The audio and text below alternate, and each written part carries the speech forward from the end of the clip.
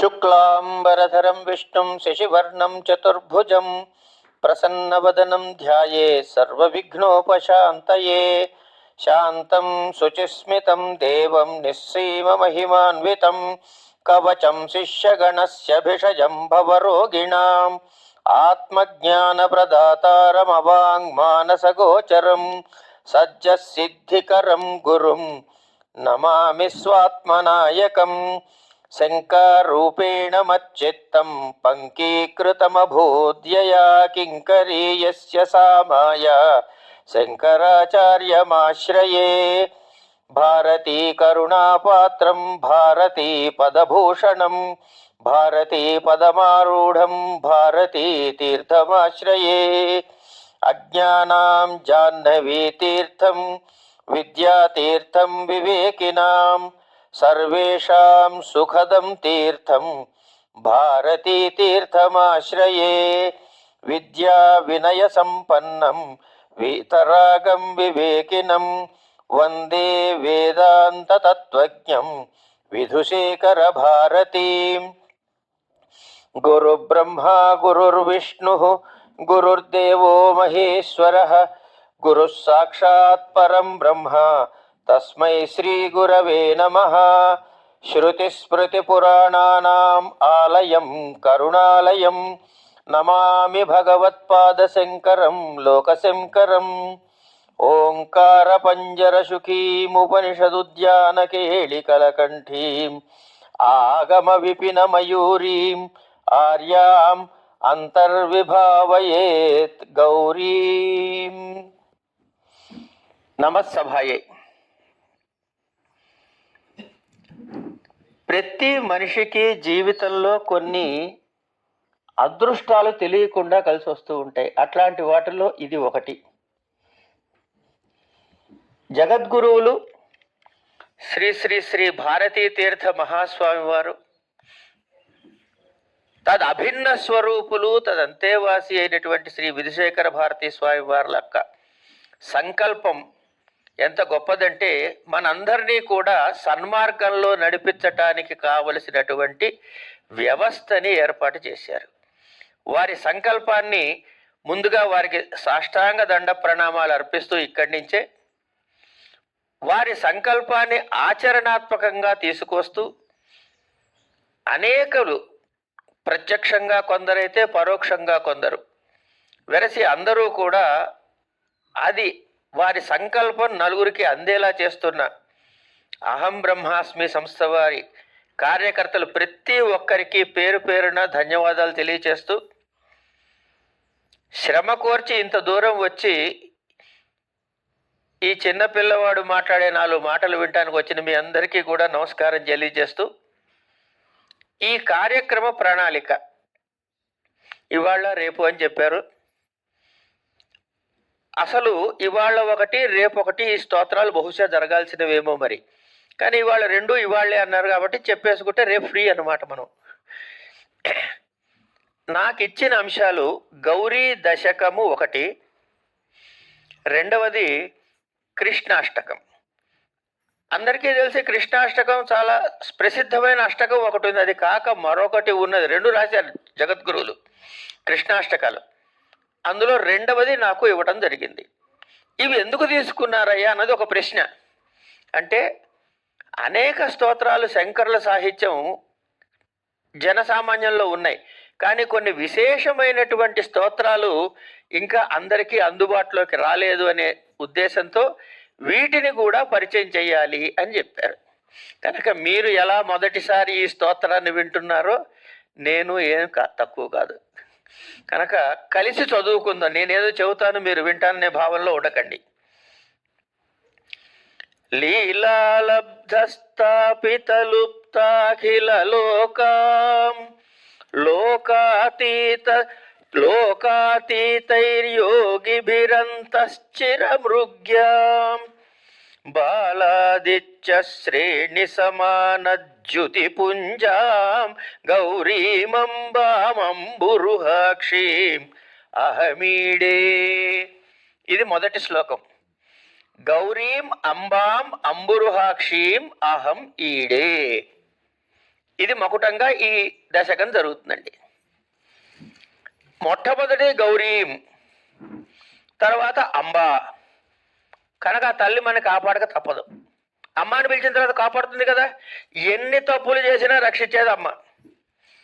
తర్వాత ఆవిడ ఎట్లాంటిది? అంబురుహాక్షి అంటే పెద్ద పెద్ద కన్నులు కలది. పెద్ద కన్నులు అంటే ఎంత పెద్ద కళ్ళు ఉంటాయండి అంటే కనుక మీనాక్షి అని పేరు విన్నాం కదా. ఇక్కడి నుంచి ఆకర్ణాంతము ఉంటాయి. అంత పెద్ద కళ్ళు అంటే పెద్ద కళ్ళు అంటే మనని సర్వదా సర్వకాల సర్వావస్థల యందు గమనిస్తూ మనము చేసే శబ్దాలన్నీ ఆలకిస్తూ మనని రక్షిస్తూ ఉండే తల్లి. అలాంటి ఆ తల్లిని మనం ఇవాళ ప్రార్థన చేస్తున్నాం. ఇవి ఎట్లాంటిట?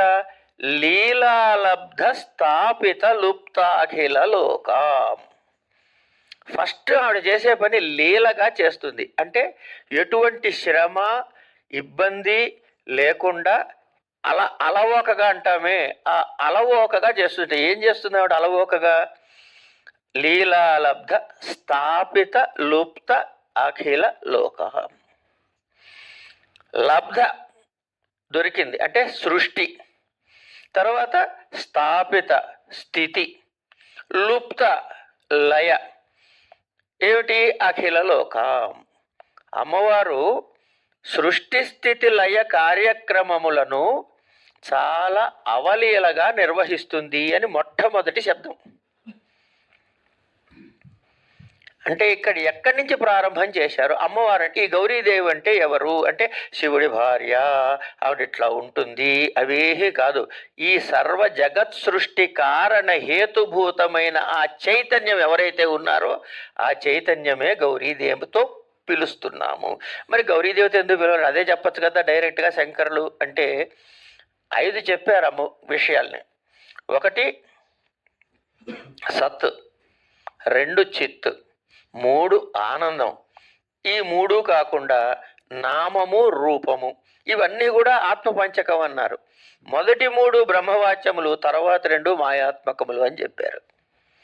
కనుక నామరూపాలు అన్నది ఒక ఆలంబన మాత్రమే. ఎందుకు ఈ నామరూపాలు అంటే మనకి ఏకాగ్రత కుదరటానికి.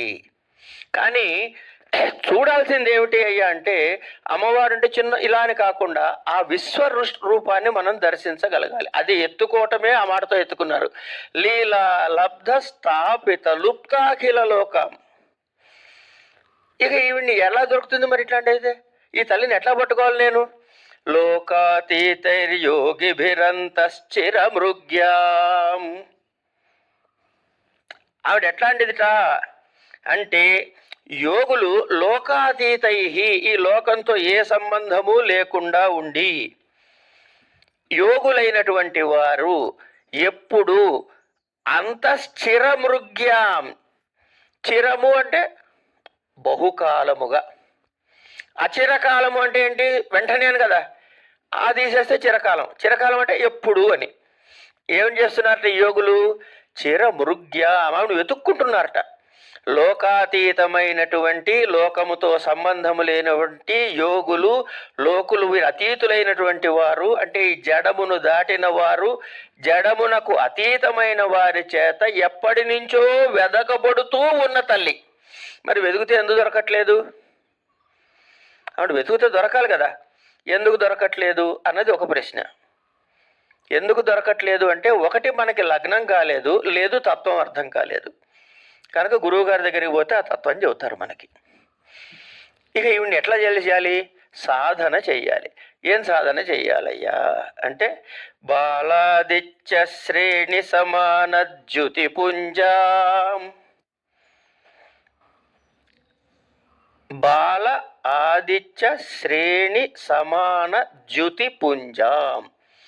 బాలాదిత్యుడు ఎట్లా ఉంటాడు? ఎర్రగా ఉంటాడు కదా. అలాంటి ఆయన ఆ కిరణాల శ్రేణి యొక్క సముదాయము యొక్క ఆ కాంతిలాగా ఉన్న తల్లిట.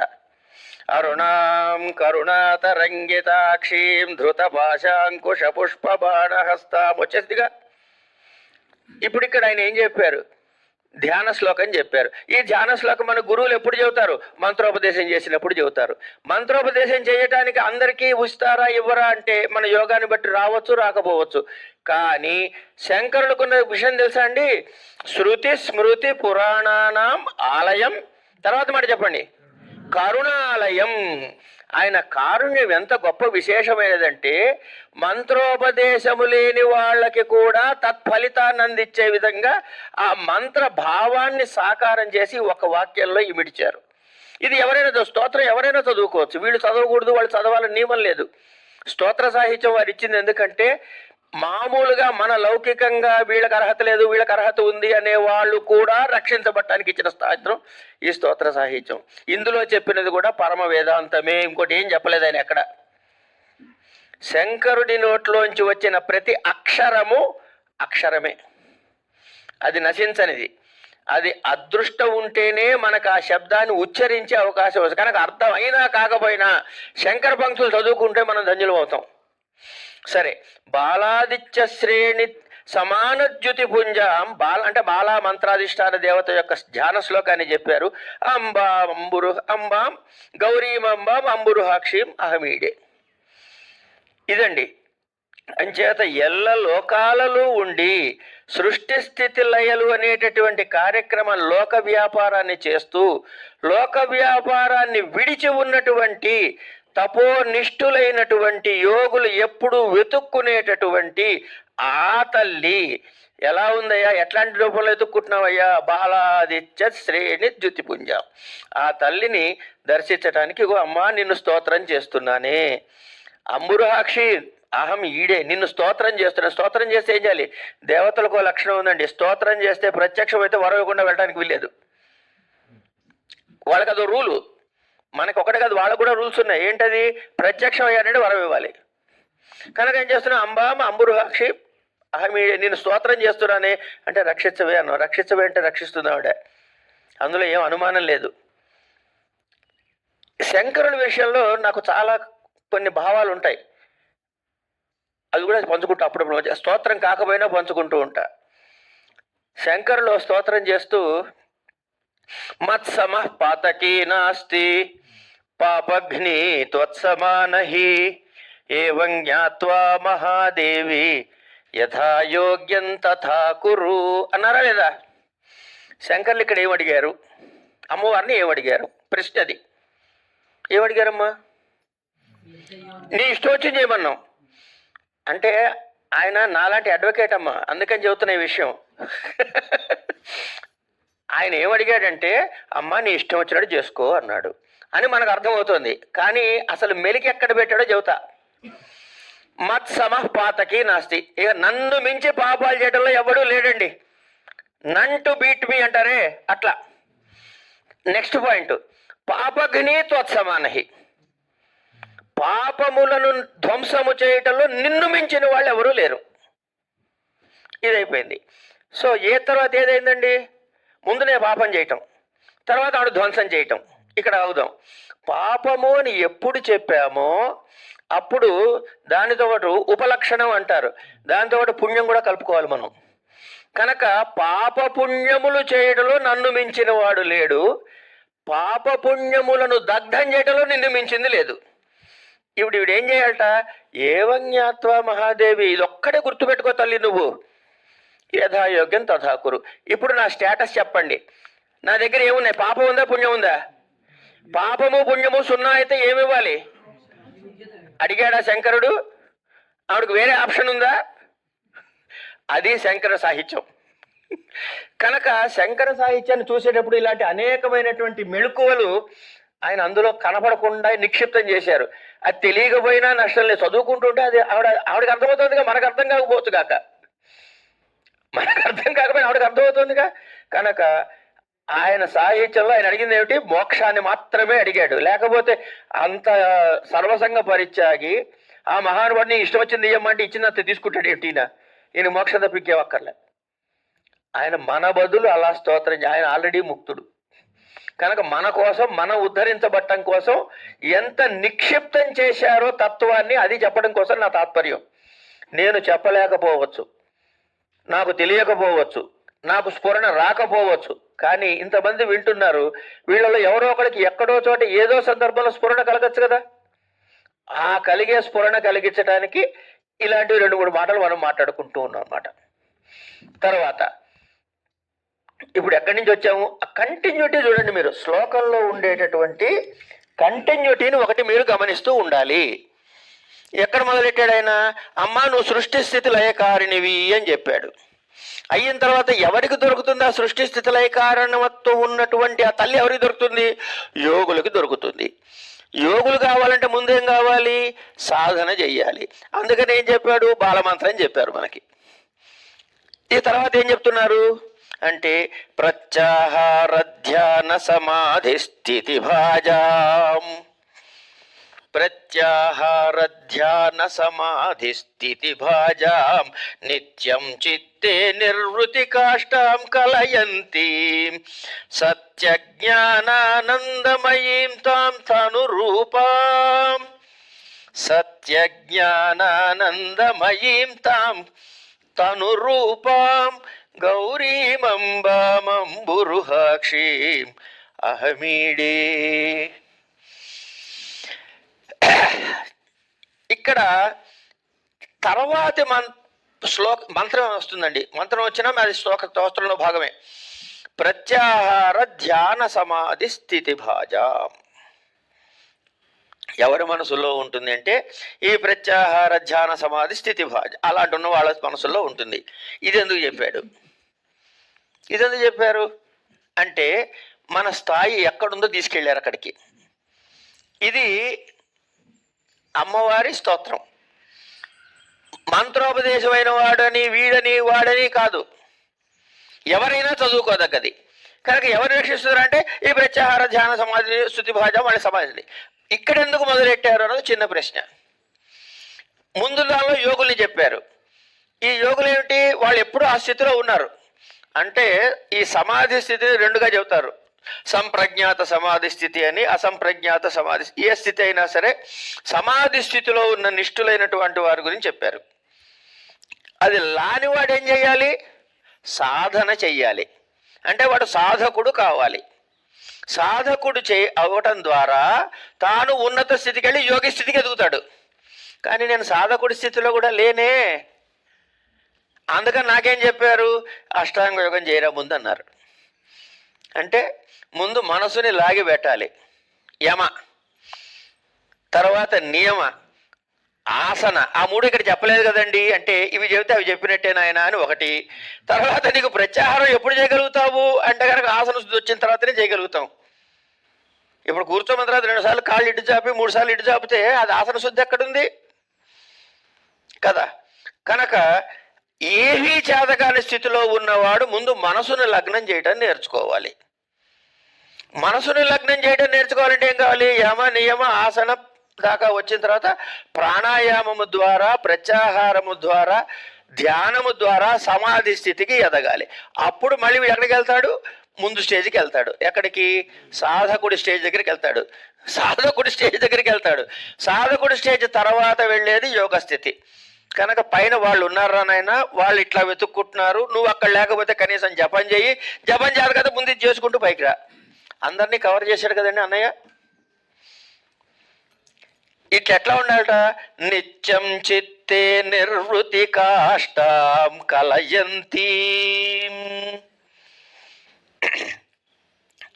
నిత్యము చిత్తే నిర్వృతి కాష్టాం. ఎంత ఆ నిర్వృత్తి అనే దగ్గర ఒక్క పదానికి అనేక అర్థాలు. తర్వాత ఆవిడ రూపం ఏమిటి? ఇంతకీ ఈవిడెవరు? గౌరీ అంటే ఎవరు అంటే సత్యజ్ఞానానందమయీం, పరమాత్మ చైతన్యము యొక్క స్వరూప లక్షణాన్ని ఏం చెప్పారు? సత్ చిత్ ఆనందం అనేగా చెప్పారు. అమ్మవారు అదే అని చెబుతున్నారు ఇక్కడ. సత్ చిత్ ఆనంద స్వరూపిణి, సత్య జ్ఞాన ఆనంద స్వరూపిణి అయినటువంటి ఆమె తనురూపం. తనురూపం అంటే ఏంటండి అంటే ఈ శరీర రూపము అని అనుకుంటాం, కాదు. తను అంటే సన్నగా అని. ఏమండి? క్లేశ తనూకరణం అని వస్తుంది మీరు యోగ దర్శనం చూస్తే. కష్టములను సన్నపరచడం అంటే సన్నపరచడం ఎంతవరకు సన్నపరుస్తారు? అయిపోయే వరకు సన్నపరుస్తాం. సో తనూకరణము అని అంటే ఏంటంటే సన్నపరచడం అని ఆగిపోవడం కాదు, ఎంతవరకు సన్నపరచాలని కూడా ఆలోచిస్తాంగా. అసలు ఎందుకు సన్నపరిచావయ్యా అంటే పోగొట్టుకోవడానికి. అంటే ఇప్పుడు ఎంతగా సన్నపరచాలి? పోయే వరకు సన్నపరచాలి. కనుక ఎప్పుడైతే ఆవిడ మనం ఈ లోకము లేకపోతే ఈ రూపము ఈ నామము అనేటటువంటి భావం నుంచి తగ్గించి స్వరూప చైతన్యమైనటువంటి ఆ తల్లిని సత్యజ్ఞానానందముగా తెలుసుకునే స్థితికి వచ్చే వరకు ఇది గౌరీ మంబ మంబురుహాక్షి మహమీడే. కనుక సాధకులలో ముక్తి కాములైనటువంటి సాధకులు చేసే అందరినీ 2 శ్లోకాల్లో చెప్పేశారు. అమ్మవారి స్థూల రూపాన్ని చెప్పారు. ఎత్తుకోవడం ఎక్కడ ఎత్తుకున్నారు అంటే సృష్టి స్థితుల దగ్గర ఎత్తుకున్నారు. సృష్టి స్థితి దగ్గర ఎందుకు ఎత్తుకున్నారు అంటే అది ఆవిడ యొక్క తటస్థ లక్షణం అంటారు. తటస్థ లక్షణం. సో ముందు తటస్థ లక్షణం చెప్పాలి. ఇప్పుడు మేము శృంగేరి వచ్చామండి, వచ్చిన తర్వాత ఏమండి ఋషి వ్యాలీటండి ఎక్కడికో బొమ్మన్నారండి అంటే ఇగో అలా పోతే ఆ ముందు బర్రె కనబడుతుంది, ఆ బర్రె పక్కన ఉన్నదే అంటాడు వాడు. బర్రెకి ఋషి వ్యాలీకి ఏ సంబంధం లేదు. బర్రె అసలు అది లేకపోయినా మన ఋషి వ్యాలీ తెలుస్తుంది. అట్లా ఆవిడ చైతన్యాన్ని మనం అనుభూతిలోకి తెచ్చుకోలేదు కాబట్టి ఆవిడ అస్తిత్వాన్ని ఎలా తెలుసుకోవాలయ్యా అంటే ఆవిడ చేసే యొక్క చేష్టల వల్ల. తటస్థ లక్షణం. తటస్థం అంటే ఏంటంటే ఒడ్డును కూర్చున్న లక్షణం. ఆ ఒడ్డు పక్కనే అంటే నది ఎక్కడ ఉందంటే ఒడ్డు పక్కన అన్నట్టు. ఆ తటము పక్కన ఉన్నది నది, అది స్వరూప లక్షణం. కనుక ముందు తటస్థ లక్షణంతో చెప్పారు. ఏమని చెప్పారు? యతో వా ఇమాని భూతాని జాయంతే ఏన జాతాని జీవంతి చెప్పారు కదండి. తైత్తిరీయంలో ఉపనిషత్తులో చెప్పారు. ఆ మాటకి ఈ మొదటి వాక్యానికి ఏమైనా తేడా ఉందా? ఏమీ లేదు. కనుక ఇప్పుడు మన జగద్గురువులు మనకు ఉపదేశించింది తైత్తిరీయమేనా కాదా? గౌరీ దశకంలో ఇది తెలియాలా మనకి? తెలిసి చేసినా తెలియక చేసినా కత్తి కోసుకుంటుంది, పంచదార తీయగా ఉంటుంది కదా. అందుకని మనకి ఇవన్నీ చెప్తున్నారు. ఇది చెప్పిన తర్వాత కొన్నాళ్ళ పాటు మనం మామూలుగా పిచ్చిగా చదువుకుంటామమ్మా, ఏం డౌట్ లేదు అందులో. కొన్నాళ్ళు అయిన తర్వాత ఒక కోరిక అవును ఇవన్నీ ఏంటిది అని. అది ఎంతకాలంలో వస్తుంది అన్నది అదృష్టాన్ని బట్టి వారి అనుగ్రహాన్ని బట్టి. కనుక అది వచ్చిన తర్వాత ఏంటి ఇది లీలా. మరి ఇక్కడ సత్యానందం అన్నాడే ఇదేమిటి అదేమిటి? ఏమండి ఇట్లా 2 ఉన్నాయి. ఎవరినో అడుగుతారు, అది నాకు తెలియదండి కల్లూరు వారిని అడగండి అంటారు. వాళ్ళు వెళ్ళి ఆయన్ని అడుగుతారు. లేదా నాకు తెలియదు జగద్గురువుని అడగచ్చు. ఏమో మన అదృష్టం. ఇంకోటి ఇక్కడ చిత్రమైన విషయం ఏంటంటే సాధకుడికి యోగ్యత కలిగినప్పుడు గురువు స్వయముగా వెతుక్కుంటూ వచ్చి ఉపదేశం చేస్తాడు. ఇది శాస్త్రం. కానీ మనం దేనికి భయపడక్కర్లే, రావాల్సిన బాధ్యత అయింది. కానీ ఆయన వచ్చేలా చేయాల్సిన బాధ్యత మంది. దానికి ఏం చేయాలి? యమ నియమాసన ప్రాణాయామ ప్రత్యాహార ధారణ ధ్యాన సమాధి ఇత్యాది చేయాలి అని ఈ సత్యజ్ఞానానందమయీం తాం తనురూపాం గౌరీమంబాం అంబురుహాక్షీం అహమీడే ఇలా చెప్పారండి. ఇక్కడ ఏ శబ్దము రాసినా దానికి 2 ఎలిమెంట్స్ ఉంటాయండి. ఒకటి ఉపనిషత్తుతో కనెక్టివిటీ ఉంటుంది, మనకి తెలిస్తే తెలిసినట్టు తెలియకపోతే తెలియనట్టు. ఒకటి ఉపనిషత్తులతో అనుసంధానమై ఉంటారు. ఉపనిషత్తు వాక్యాలను ఇక్కడ మనకి అనువదించి ఉంటారు వేరే భాషలో, అంటే వేరే సామాన్యమైన శబ్దజాలంతో ఆ విశేషాంశాన్ని మనకి బోధ చేశారు. ఒకటి. 2 మంత్రములు నిక్షిప్తమై ఉంటాయి. ఈ మంత్రములు నిక్షిప్తము చేయటం అన్నది ఈ ప్రక్రియ చాలామంది పెద్దవాళ్ళు అనుసరించారు. పోతన గారు కూడా అనుసరించాడు. ఆ మొట్టమొదటి పద్యం చూడండి భాగవతంలో. శ్రీ కైవల్య కాదు భాగవతం సార్,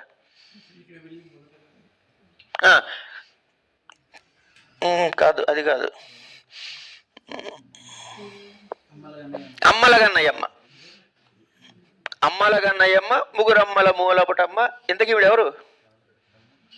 ఏమి ఇవ్వాలి మనకి? మహత్వ కవిత్వ పటుత్వ సంపదలు ఇమ్మని అడుగుతున్నా. అంటే నాకు శక్తినియ్యి, కవిత్వం ఇయ్యి, శరీరానికి పటుత్వం ఇయ్యి, డబ్బులు కూడా ఇయ్యి. ఇదేగా అడిగింది అమ్మవారిని. ఇదే మనం అడిగింది, ఇది అడగడానికి ఆ పోతన పద్యం రాసింది. ఇన్నాళ్ళు ఇంకా పుస్తకాన్ని మన ఎత్తిన పెట్టి పూజిస్తున్నది. మహత్వం అంటే ఓంకారము. ఓం అన్నది మహత్వ బీజం. మహత్వ తర్వాత ఏమిటి? కవిత్వ అంటే సరస్వతి బీజం. ఏమిటది? అందరికీ తెలిసిందే, ఐం. శక్తి పటుత్వం హ్రీం. సంపదలు శ్రీం. ఓం ఐం హ్రీం శ్రీం అనే 4 బీజాక్షరాలు అమ్మవారి మంత్రాన్ని అక్కడ అనుసంధానం చేసి ఇచ్చాడు ఆ పద్యంలో మనకి. కనుక ఈ ఒక్క పద్యం చదువుకుంటే మంత్రానుష్ఠాన ఫలితాన్ని ఇచ్చాడా ఇవ్వలేదా ఆ మహానుభావుడు? అందుకే కేవలం నాన్ ఋషి కురుతే కావ్యం అన్నారు పెద్దలు. ఋషి కానివాడు కావ్యం రాయలేడు. నేను రాస్తాను పుస్తకాలు, నేను కావ్యం రాసినట్టు కాదు అది, నేను ఋషిని కాదు. కాబట్టి ఆ భావుకత ఉండాలి. ఆ పరమాత్మ చైతన్యాన్ని 10 మందికి అందజేసే శక్తి రావాలి. ఎక్కడి నుంచి వస్తుందంటే వాడే ఇస్తాడు మళ్ళీ. కనుక యోగ సాధన రహస్యాల్ని చెప్పారు, మంత్ర సాధన అనుష్ఠాన విధానాన్ని బోధించారు, చింతన ఎలా చేసి జ్ఞాన మార్గంలో ఉండాలో. యోగి ఏం చేస్తాడు? ఏం చేయడు. ఆయన నీళ్లు పోయాడు, ఏం చేయడు. ఏమండి మరి ఎట్లాగండి లెక్క అంటే ఏం చేస్తే వస్తుంది అంటే మనం ఒకసారి భగవద్గీతకి వెళ్ళాలి మళ్ళీ. అంటే ఎక్కడి నుంచి ఎక్కడికి కనెక్షన్ వస్తుందో చూడండి. భగవద్గీత ఏంటండి అంటే భగవద్గీత మేనేజ్మెంట్ ఫర్ మేనేజ్మెంట్, ఇట్లా రకరకాలు ఉన్నాయి. వీటన్నిటినీ ఫ్రింజ్ బెనిఫిట్స్ అంటారు ఇంగ్లీష్లో. అంటే ఆనుషంగిక ఫలితములు అవి వస్తాయి, వద్దన వస్తాయి.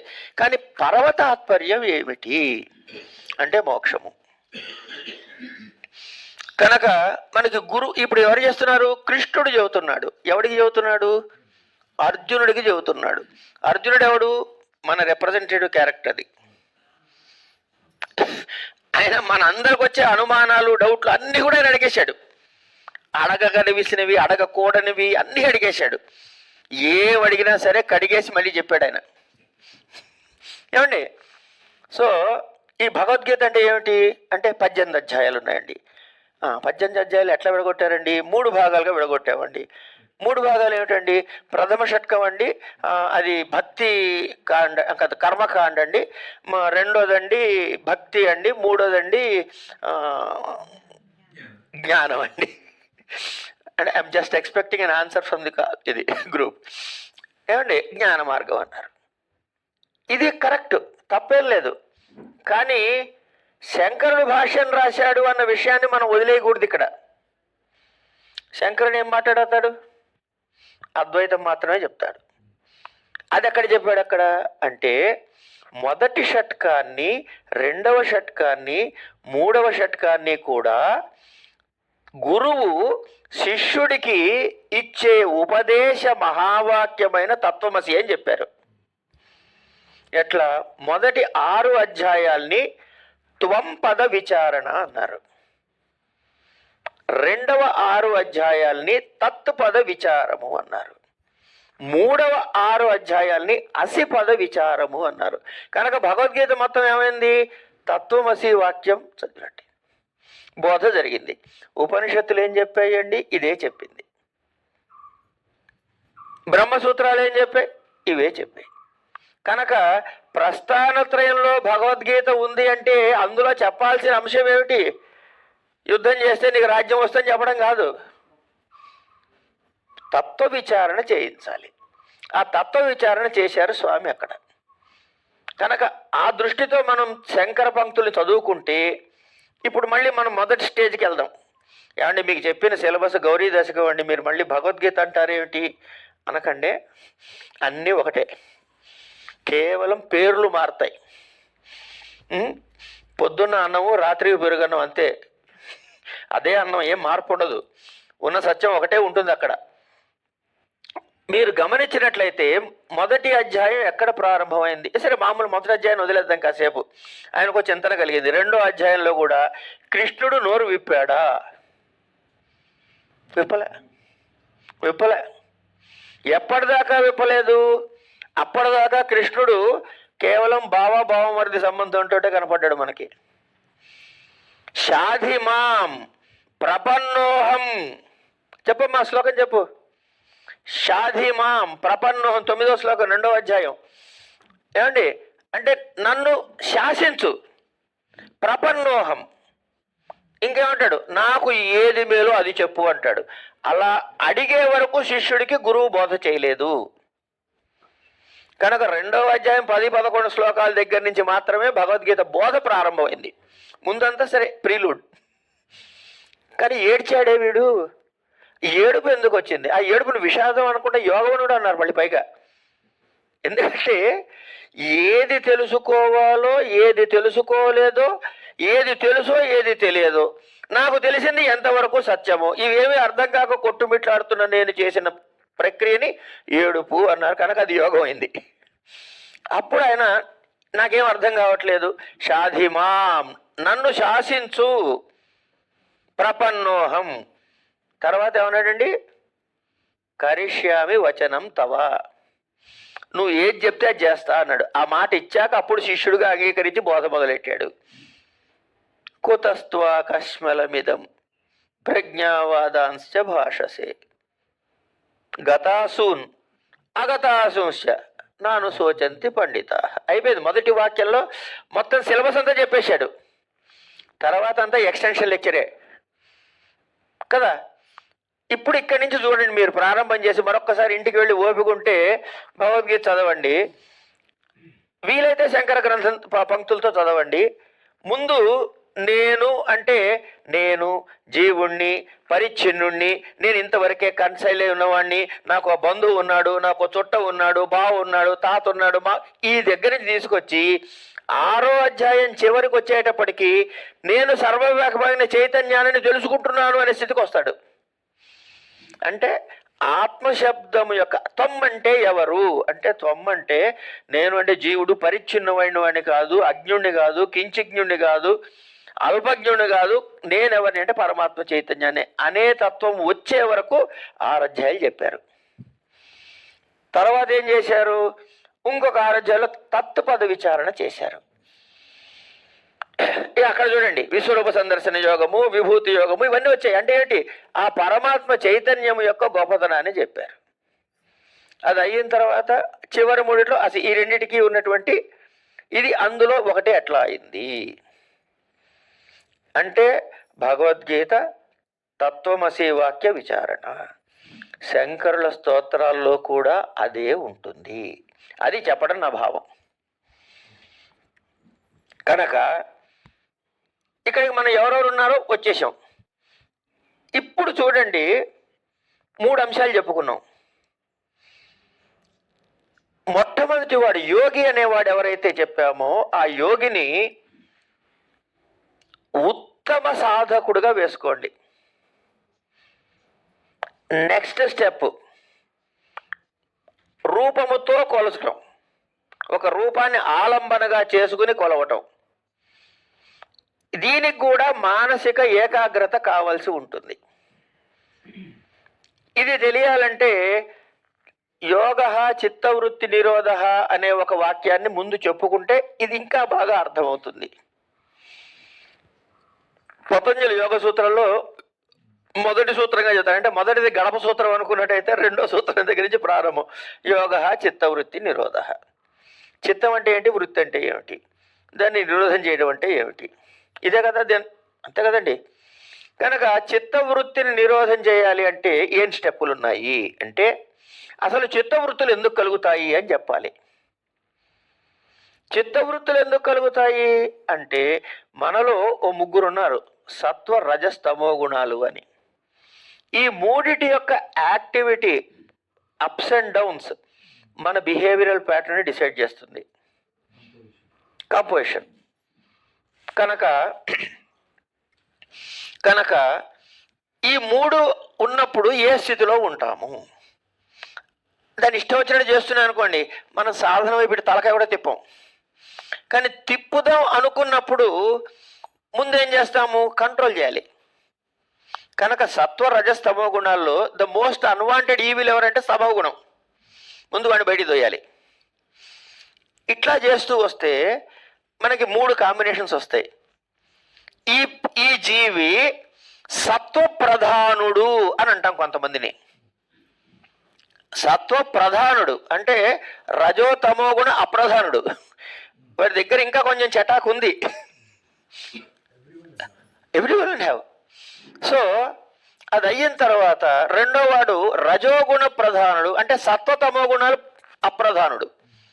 మూడోది తమోగుణ ప్రధానుడు. ఈ రెండు అల్పంగా ఉంటాయి. ఈ మూడిటిని క్షిప్తము, విక్షిప్తము, మూఢము అనే 3 కేటగిరీల్లో చెబుతారు యోగ దర్శనంలో. ఈ మూడింటిని యోగము అనరు అని కూడా చెబుతాడు. అని చెప్పి నాలుగోది ఏమంటాడంటే ఐకాగ్ర్యం అంటాడు, అంటే కాన్సన్ట్రేషన్, ఏకాగ్రత. దీనికి ఇక్కడి నుంచి యోగం అందాం అంటాడు. దాని తర్వాతది నిరుద్ధం. అక్కడ అంటే ఏకాగ్రం దగ్గర ఏముంటుంది? కేవల సత్వగుణం ఉంటుంది, రజస్తమో గుణాలు లేవు. సత్వం, ఈ సత్వగుణంగా రాలిపోతే నిర్గుణ స్థితి వచ్చింది, నిరుద్ధము. అది యోగం అంటే అసలు యోగం అది. ఇవన్నీ స్టెప్స్ అన్నమాట. మరి ఇప్పుడు మనం ఏం చేయాలి అంటే, మన దగ్గర 3 ఉన్నాయని ఒప్పేసుకున్నాం, మూడింటిని వదిలించుకునే ప్రయత్నం చేయాలి. ఇది ఎట్లా చేస్తాము? యోగులకి గత జన్మంబులనేమి నోచితిమని పోతన భాగవతంలో పద్యం ఉంటుంది. అట్లా ఏం చేసామో తెలియదు కాబట్టి అవన్నీ పోతే వాళ్ళు యోగులు అయ్యారు. ఈ స్థితిలో అక్కడ ఉన్నారు, వారిని దర్శించవచ్చు.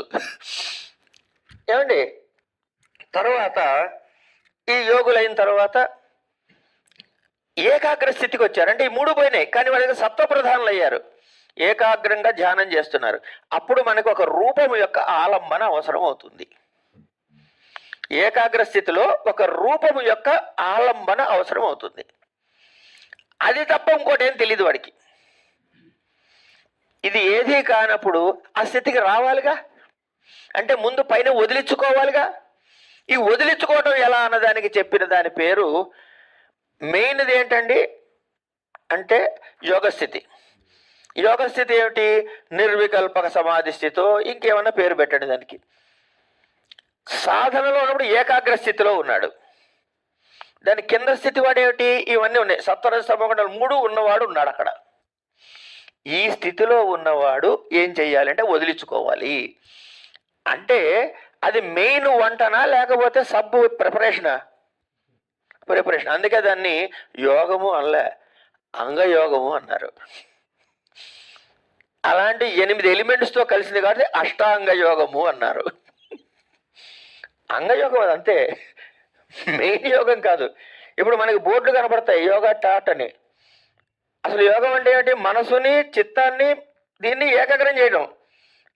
ఈ చేసే వాటిలో కాళ్ళు చేతులు విరుచుకోవడం తప్ప ఏమన్నా యోగం ఉందా అక్కడ? కానీ యోగం అని పేరు పెట్టుకుంటాం, మనం డబ్బులు కడుతున్నాం, అది వేరే విషయం. సరే, ఈ అష్టాంగ యోగాలు ఏం చేస్తున్నారు? యమ, నియమ, ఆసన, ప్రాణాయామ, ఇన్ని ఒక ఆర్డర్ చెప్పారు. యమము ఫస్ట్, అది అయిన తర్వాత నియమము, ఆసనము. ఇది శుద్ధి వస్తే గాని తర్వాత వాడికి ఎలిజిబిలిటీ రాదు. కనుక ఇది శుద్ధి రావాలి కదా. ఈ శుద్ధి రావాలంటే ఏమిటి అవ్వాలి? ముందు మనసు కంట్రోల్ కావాలి, జ్ఞానేంద్రియ కర్మేంద్రియాలు మన అదుపులోకి రావాలి, అవి చెప్పినట్టు నడుచుకోవాలి, మనం చెప్పినట్టు ఉండమంటే ఉండాలి, పోమంటే పోవాలి. ఇలాంటి స్థితి వచ్చినప్పుడు అప్పుడు ఏం చేస్తారు? ప్రత్యాహారము, వీటన్నిటిని వెనక్కి విత్డ్రా చేసి ధ్యానము, పరమాత్మను అక్కడ నిలబెట్టి సమాధి స్థితిలోకి వెళ్ళి మోక్షంకి వెళ్తున్నాం. ఇంత ప్రాసెస్ని అష్టాంగ యోగంలో చెప్పారు. ఇంటిది ఎవరికిది? మోస్ట్ బిగినర్స్ ఎక్సర్సైజ్ అది. అదే అల్టిమేట్ అనుకుంటే ఎట్లా? అది అయితే ఏమైంది? మూఢము, క్షిప్తము, విక్షిప్తము పోయాయి.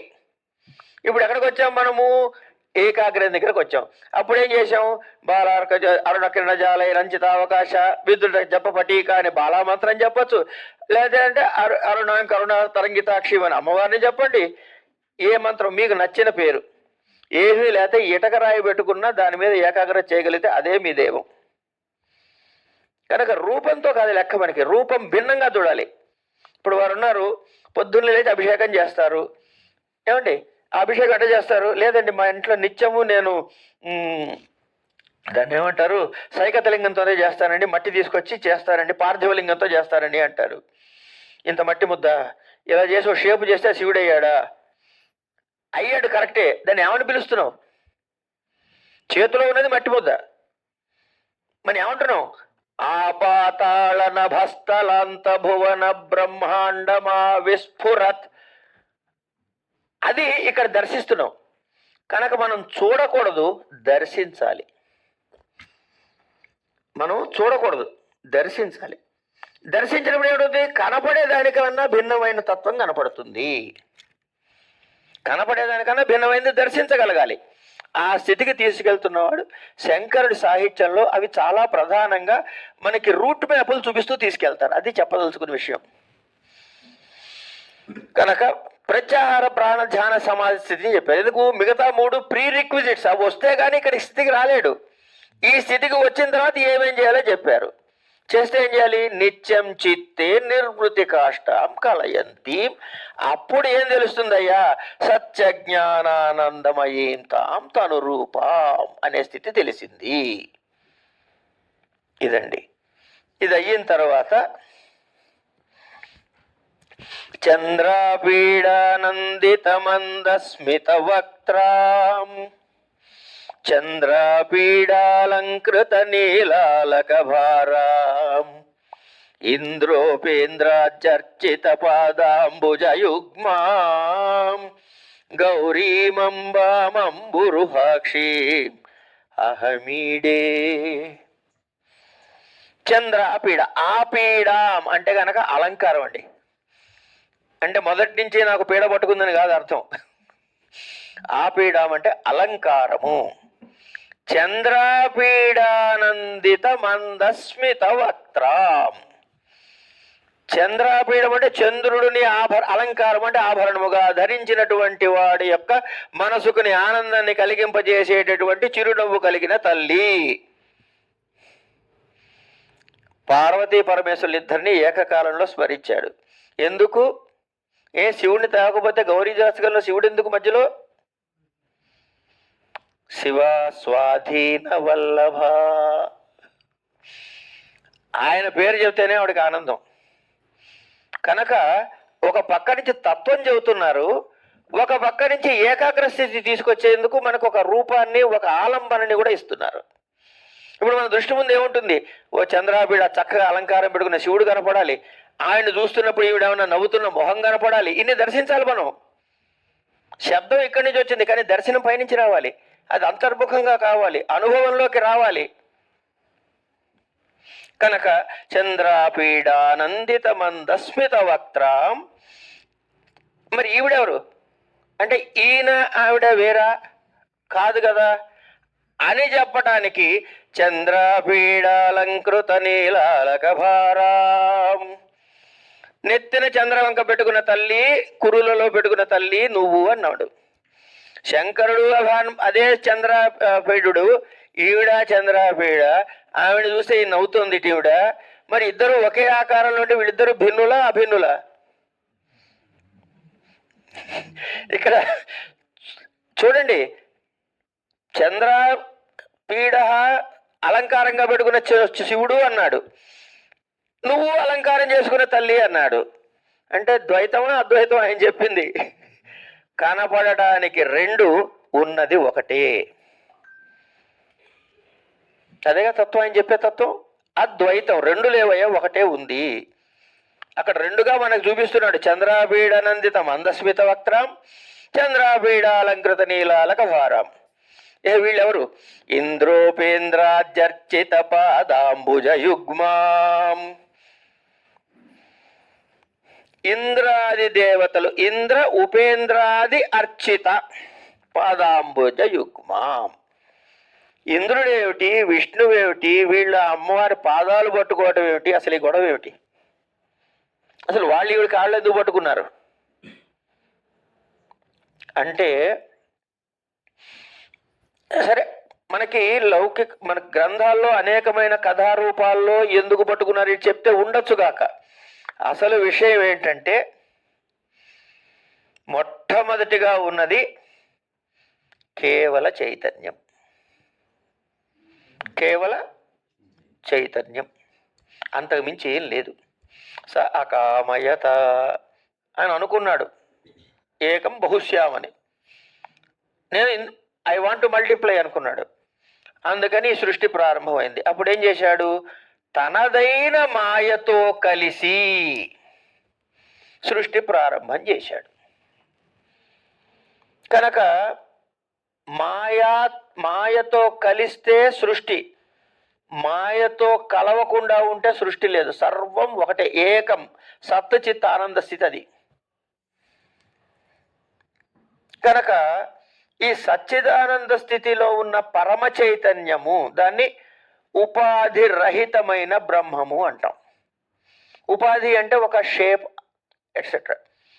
ఉపాధి రహితమైన బ్రహ్మము, దీన్ని సంస్కృతంలో చెప్పబోయా నిరుపాధిక బ్రహ్మము.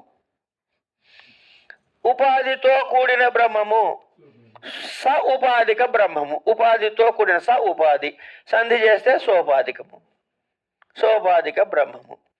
ఈ సోపాధిక బ్రహ్మమునకే ఈశ్వరుడు అని పేరు. ఈశ్వరుడు అంటే ఇది. ఇక్కడి నుంచి సృష్టి ప్రారంభం అవుతుంది. సృష్టిలో ఏం కావాలి? ముందు పుట్టడం కావాలి, ఉండటం కావాలి, లయం కావాలి, కల్పాలు, కాలము వగైరా వగైరా వగైరా. వీటి తర్వాత కొన్ని శక్తులు కావాలి. అంచేత ఈ లోక నియంత్రణకి కావలసిన శక్తులన్నీ కూడా సృష్టి చేసినది ఈ సోపాధిక బ్రహ్మ చైతన్యము.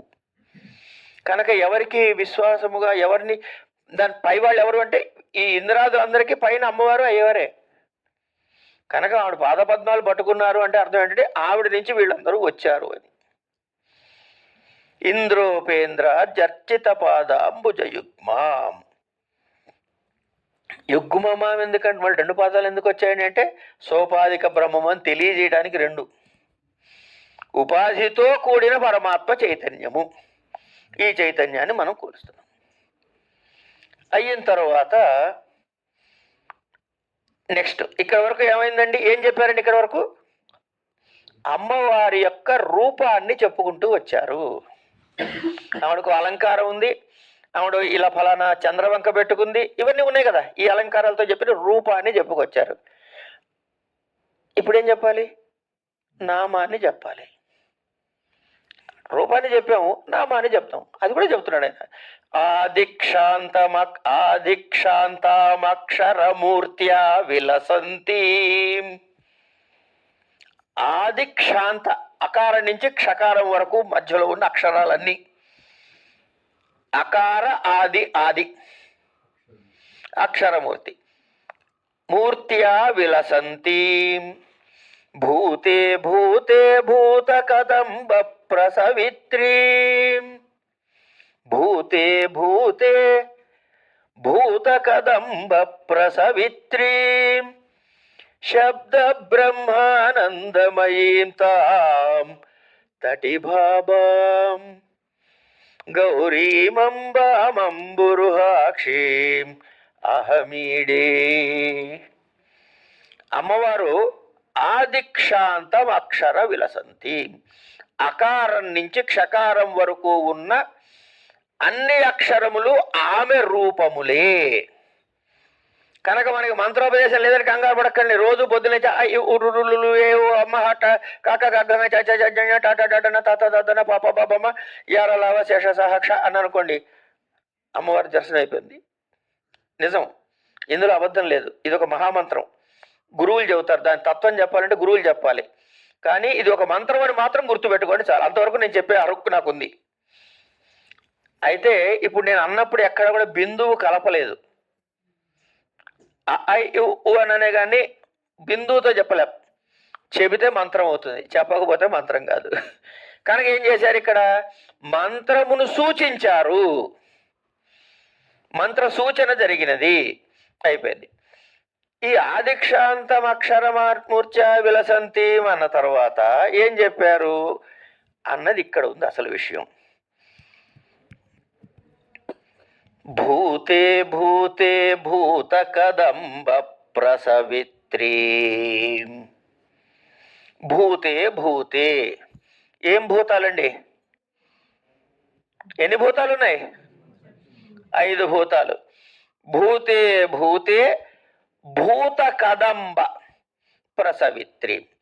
కదంబం అంటే కాంబినేషన్, కలిపే కదా. ఇప్పుడు మళ్ళీ మొదటికి వెళ్దాం. ఏది చెప్పినా అక్కడికే వెళ్ళాగాలమ్మా. ఎక్కడున్నాము? నిరుపాధిక బ్రహ్మం దగ్గర ఉన్నాం. అక్కడి నుంచి తనదైన మాయతో కూడి, అది అభిన్న స్వరూపం మళ్ళీ కనుక అక్కడి నుంచి సృష్టి ప్రారంభం అవుతోంది. ఏమైంది? ముందు బ్రహ్మాండం వచ్చింది. ఎన్ని బ్రహ్మాండాలు వచ్చాయి? There is only one universe అన్న వాళ్ళు కాస్త ఇప్పుడు మళ్ళీ మాట మార్చేసి దేర్ ఈజ్ మల్టీవర్స్ అంటున్నారు. అట్లేదా? మరి మనం ఎప్పుడో చెప్పాడు మా అన్నయ్య, అనేక కోటి బ్రహ్మాండ జనని దివ్యముగ్రహ అని చెప్పాక. అనేక కోటి బ్రహ్మాండ జనని, బ్రహ్మాండ జనని, భూతే భూతే భూత కదంబ ప్రసవిత్రి.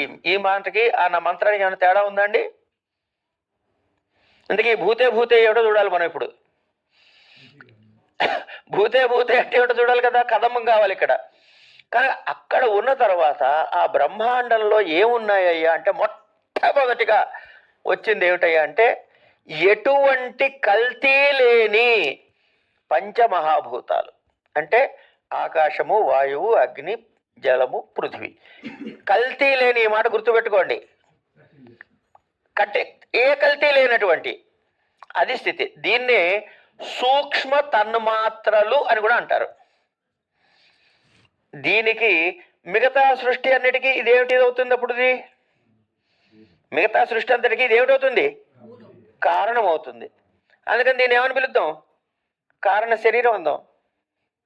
ఓ షేప్ వచ్చింది కదా, కారణ శరీరం. ఎక్కడి నుంచి వచ్చింది? చైతన్యం నుంచి వచ్చింది. ఆ చైతన్యం ఎక్కడి నుంచి వచ్చింది? పరమాత్మ చైతన్యం, అసలు శుద్ధ చైతన్యం నుంచి వచ్చింది. ఇది పెట్టుకున్నట్లయితే ఈ కారణ శరీరంలో ఆ చైతన్యం ఉందా లేదా? ఉంది. ఏది?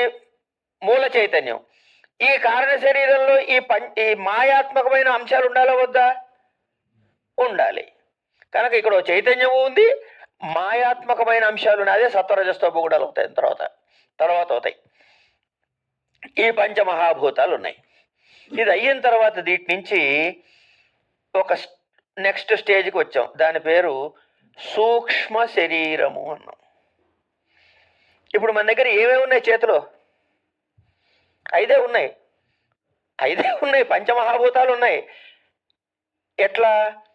ఇన్ ఇట్స్ ప్రిస్టైన్ ఫామ్ అనొచ్చు మనం ఇంగ్లీష్లో, ప్యూరెస్ట్ ఫామ్. అయిన తర్వాత అందులోని 3 గుణాలు ఉంటాయి. ఎందుకు? ఈ మాయకి 3 గుణాలు ఉన్నాయి. సత్వరజస్తమ గుణాలు 3 ఉంటాయి మాయలో. చైతన్యంలో అవే ఉండవు, అక్కడ చైతన్యమే ఉంటుంది. కనుక ఈ మాయలో ఉన్న 3 గుణాలు వీటిలో ఉంటాయి కదా. ఈ గుణాలలోంచి ఆకాశము నుంచి వాయువు నుంచి వీటన్నిటిలోంచి కూడా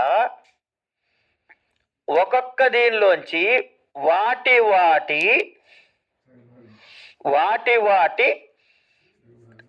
సగభాగం కాదండి, సగభాగం దాకా రాలే, ఇంకా చాలా దూరంలో సగభాగానికి.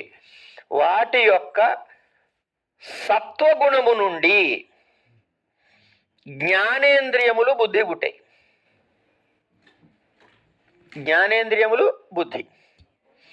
వాటి యొక్క రజోగుణము నుంచి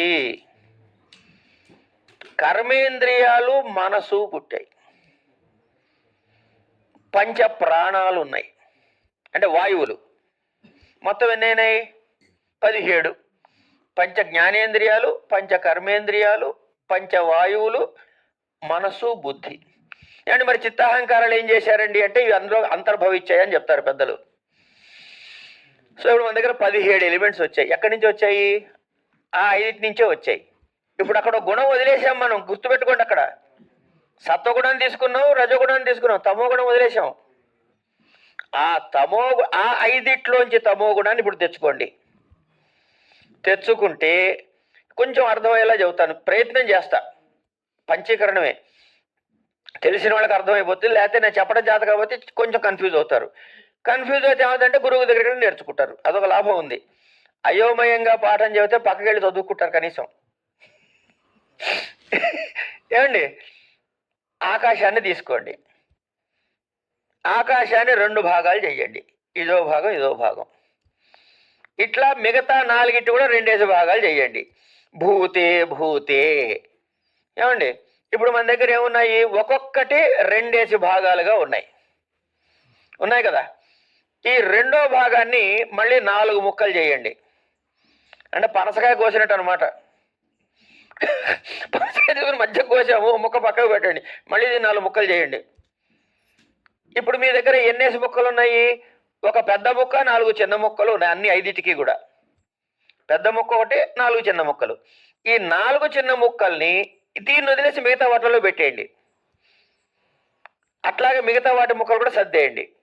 సర్దుతే ఏమవుతుంది? ఆకాశతత్వంలో పెద్ద ముక్క ఒకటి, భూతత్వము, జలతత్వము, అగ్నితత్వము, వాయుతత్వం యొక్క 1/4 పీసులు 4 ఉంటాయి. ఇగో ఇది కదంబం అయిందనమాట. ఇక్కడ దాని ద్వారా ఏం జరుగుతుందంటే లౌకిక సృష్టి జరుగుతుంది. ఈ సృష్టి మీరు నేను అన్ని అంటే పంచీకరణ ప్రక్రియని ఏకవాక్యంలో చెప్పారు పరమాత్మ. భూతే భూతే భూత కదంబ ప్రసవిత్రి అని ఒక్క వాక్యంలో పంచీకరణ అని చెప్పారు. ఇది ఎందుకు చెప్పాలండి? నెక్స్ట్ క్వశ్చన్ అది వేసుకోవాలి కదా. అక్షరాలతో చెబుతూ ఈ పంచీకరణ ఉంది చెప్పాలి. నాయన నిన్ను నువ్వు తెలుసుకోవాలంటే ఈ రూట్ మ్యాప్లోనే వెళ్ళాలి. కనుక నేనంటే ఏమిటంటే మీసాలు పొడుగున్నాను, పొట్టిగున్నాను, నల్లగొన్నాను, ఎర్రగొన్నాను, ఆయన ఏమన్నా తెలుగు మాట్లాడితే నేను కన్నడం, ఇవన్నీ కాదు. అక్కడ మన బేసిక్ ఎలిమెంట్ ఏమిటంటే 5. ఈ 5 తెలుసుకుంటే తర్వాత ముందుకు వెళ్తాం మనం. 5 తెలుసుకోతే ఏం వెళ్తాం? కనుక భూతే భూతే భూత కదంబ ప్రసవిత్రీం శబ్ద బ్రహ్మానందమయీం తాం తటిభావ తటిల్లత సపరుచు షట్చక్రోపరి సంస్థిత మహాశక్తి కుండలని విసతంతు తనీయసి. ఈవిడెవరు? భవానీ భావనాగమ్య. ఆ భావనలోకి తీసుకువెళ్తున్నారు స్తోత్రంలో. గౌరీం అంబాం అంబురుహాక్షీం అహమీడే. ఇదండి. ఇది అయిన తర్వాత ఇప్పుడు ఇంతకీ అమ్మవారు ఎక్కడుంది? శంకరులు ఏం ప్రతిపాదించారు? అద్వైతం. ఈయన ఏం చేస్తున్నాడు? ఇక్కడ మంచేత అమ్మవారిని స్తోత్రం చేయిస్తున్నాడు. మరి అమ్మవారు వేరు, నేను వేరయ్యాగా, మరి అద్వైతం ఏమైంది? చెప్పాలి కదా సార్ మనకి. అంటే ముందు అది ప్రిపేర్ చేశారు. ముందు ఏమనుకోమన్నారు? అరే నువ్వు వేరు నేను వేరు అనుకోరా అబ్బాయి. తర్వాత మన ఇద్దరం ఎందుకు ఒకటో చెప్తా నీకు కదా. నా పేరు అనంతకృష్ణ అండి, మా నాన్నగారి పేరు శర్మ అండి, ఇంకో ఆయన మా తాత పేరు ఇంకో పేరు ఏదో ఉందనుకోండి, ఏదో చెన్నకృష్ణ గారు అందాం కాసేపు, ఏముంది అనుకుందాం కాసేపు, అయింది. మేము ముగ్గురం వేరు వేరు. మేము ముగ్గురం నారుమంచి వారం అంటే మేము ఇద్దరం ఒకటైపోయాగా, అయిపోయాం కలదా? మనమంతా బ్రాహ్మణులు అంటే మనమంతా ఒకటైపోయామా? మనమంతా భారతీయులు అంటే ఇదంతా ఒకటైపోయామా? అంటే భిన్నంగా కనపడుతున్నది ఒకటి చేస్తున్నాడు. అంటే ఇప్పుడు భిన్నంగా ఉన్నది ఎక్కడుండాలి? మనము ఏదైతే వేరు అనుకుంటున్నామో అది వేరు కాదురా నాయన, అది ఇది ఒకటే చెప్పాలి. ఆ పని చేస్తున్నారు తర్వాతి శ్లోకంలో. అంటే ఇక్కడ మనం చూడండి, ఒక స్ట్రక్చరల్గా తీసుకెళ్తున్నారు మనని. అంటే ఒక దాన్ని ఏమంటారు, హ్యాఫజార్డ్ అంటారే, అట్లా ఇష్టం వచ్చినట్టు ఏదో 4 మాటలు నేను రాసినట్టు పద్యం రాసేసి రాయటం కాదు. అది ఒక స్ట్రక్చర్. ఈ స్ట్రక్చర్ని ఫాలో అవుతే ఇది మనకి లెసన్ ప్లాన్ అవుతుందా, స్తోత్రం అవుతుందా? చెప్పండి నాకు. Direction map. కనుక మనం ఎటు పోవాలి అనేది మార్గదర్శనం చేసేందుకు ఉన్న స్తోత్రం ఇది. ఇది ఎప్పుడవుతుంది అంటే మనం చిన్నపిల్లలం అయిపోవాలి కాసేపు. చిన్నపిల్లలం అయిపోతే అంటే ఇవన్నీ ఎందుకు చదువుతామంటే, ఉన్నవి 10 శ్లోకాలు కంటున్నారు చెప్పమంటే ఎట్లా చదువుతామండి? ఏదో చెప్పొద్దు కాదులేండి, సరదాగా చెప్తున్నా. ఇట్లాంటి సీరియస్గా చదువుకోకూడదండి. లైటర్గా చదువుకుంటేనే మనసుకు పడుతుంది, లేకపోతే పట్టదు. ఒక శ్లోకం చదువుతున్నప్పుడు చిన్నపిల్లాడి దగ్గరికి వెళ్దాం మనం. పుట్టాడు వాడు. ఎక్కడ పుట్టాడు? ఇక్కడే కర్ణాటకలో పుట్టాడు. వాళ్ళ ఇంట్లో ఉన్న వాళ్ళందరూ రోజు ఏనమ్మా హసు ಆಗ್ತಾಯಿದ್ಯಾ, ಊಟ ಮಾಡ್ತೀయా అని అంటాడు. అదే వాడు ఎక్కడో తెలుగుదేశంలో పుట్టానుకోండి, ఎరనన్నా ఆకలిస్తుందా, పాలు తాగుతావా అన్నట్టాక పిల్లాడితో ఇట్లాగే కదా మాట్లాడతాం. పిల్లాడికి తెలుగు వచ్చా? రాదు. మరి వాడికి ఏమవుతుంది? వాడు కేవలం శబ్దము వింటున్నాడు. శబ్దము వింటున్నాడు. రోజు వచ్చి ఈవిడెవరో నా ముందు నుంచుంటుంది, పాలు తాగుతావు ఉంటుంది, నాకు ఏదో నోట్లో సీసా పెడుతుంది, నాకు అప్పుడు కాగలు తీరినట్టు అనిపిస్తోంది. అంచేత ఓహో ఇది తీరాలంటే పాలు అనాలన్నమాట అని అర్థం చేసుకున్నాడు. అప్పటి వరకు శబ్దం, అది అర్థమైన తర్వాత పదం, శబ్దము పదముగా మారినది. ఇంతేనా కదా? ఇది స్తోత్రం చదవగా చదవగా అర్థమైతే సాధన మార్గంగా మారుతుంది. సాధనంగా మార్గంగా ఎప్పుడు మారుతుందో జగద్గురువుల వైపు అడుగేస్తాం, ఆయన బోధ చేస్తారు, మనకున్న సంశయాలు నివృత్తి చేస్తారు, మనని మోక్ష మార్గం వైపు నడిపిస్తారు. ఈ తర్వాత మన బ్యాలెన్స్ ఎంత ఉందో తెలియదు కదా, పుణ్యం పాపం, ఆ అకౌంట్ ప్రకారం ముందుకు వెళ్తాం. అది కనుక ఇప్పుడు ఏం చెబుతున్నారు, ఇప్పటి వరకు బయట ఎక్కడో అక్కడ వెతుక్కో, ఆ రూపంలో వెతుక్కో, ఈ అక్షరాల్లో వెతుక్కున్నటువంటి అమ్మవారిని మనలోకి తెస్తున్నారు జగద్గురువులు. మూలాధారాద్యుత్థిత విద్యా విధిరంధ్రాం, మూలాధారాద్యుత్థిత విద్యా విధిరంధ్రాం సౌరం చాంద్రం వ్యాప్య విహారజ్వలితాంగీం ఏయం సూక్ష్మా సూక్ష్మతనుస్తాం సుఖరూపాం గౌరీమంబామంబురుహాక్షీం అహమీడే. ఎక్కడుందయ్యా? మూలాధారాదుత్థిత విద్య విధిరంధ్రం. విధి అంటే బ్రహ్మ, విధిరంధ్రం అంటే బ్రహ్మరంధ్రం. ఎక్కడ ప్రారంభం చేసింది ఈవిడ? మూలాధారం నుంచి. కుండలిని యోగం. ఈ కుండలిని యోగం చెట్లో ఉందా మనలో ఉందా? ఇప్పుడు అమ్మవారు ఎక్కడుంది? మనలో ఉంది. ఇప్పుడు అద్వైతమా సిద్ధాంతమా? చెప్పేశారుగా, అమ్మవారు ఎక్కడో లేదురా నీలోనే ఉంది అని. ఇది రావటానికి చిత్తశుద్ధి కావాలి, అది ముఖ్యం. కనుక ముందు బయటే ప్రారంభం చేస్తాం. మనం చిత్తశుద్ధి చేసుకున్న తర్వాతనే ఇది. గిన్నె గడకుండా అన్నం వండేమమ్మా ఎప్పుడైనా? మనం ఇప్పటివరకు గిన్నెలు గడిగాం బయట నుంచి, అమ్మవారిని బయట పెట్టి మనం గిన్నెలు గడిగాం. ఇప్పుడు ఆ గిన్నెల లోపలికి వంట వండుతున్నాం. ఏమిటి వండుతున్నాం? తత్వం తెలుసుకోవడం వంట. మూలాధారాద్ ఉత్థిత విద్యా ప్రవిధిరంధ్రం. మూలాధారము నుంచి ఉత్థితమైనటువంటి మేల్గాంచినటువంటి యోగశక్తి కుండలిని ఎక్కడికి? బ్రహ్మరంధ్రం వరకు వచ్చింది. ఎలా వచ్చింది? సౌరం చాంద్రం వ్యాప్య విహారజ్వలితాంగీ. ఇటు అటు సౌరుడు చంద్రుడు ఉన్నారట. సుషుమ్నా నాడి అన్నది మెయిన్ అయితే, ఆ జ్వలితాంగీ, ఆ సుఖరూపం, సూక్ష్మ సూక్ష్మతను ఎవరంటే ఆ సుషుమ్న చైతన్యం ఉందో, అటు ఇటు ఇడా పింగళ రూపములో ఉన్నటువంటి సూర్యచంద్ర నాడుల గురించి చెప్పాడు. కనుక ఇక్కడ ఏం చెప్పారండి? యోగ సాధన గురించి చెప్పారు.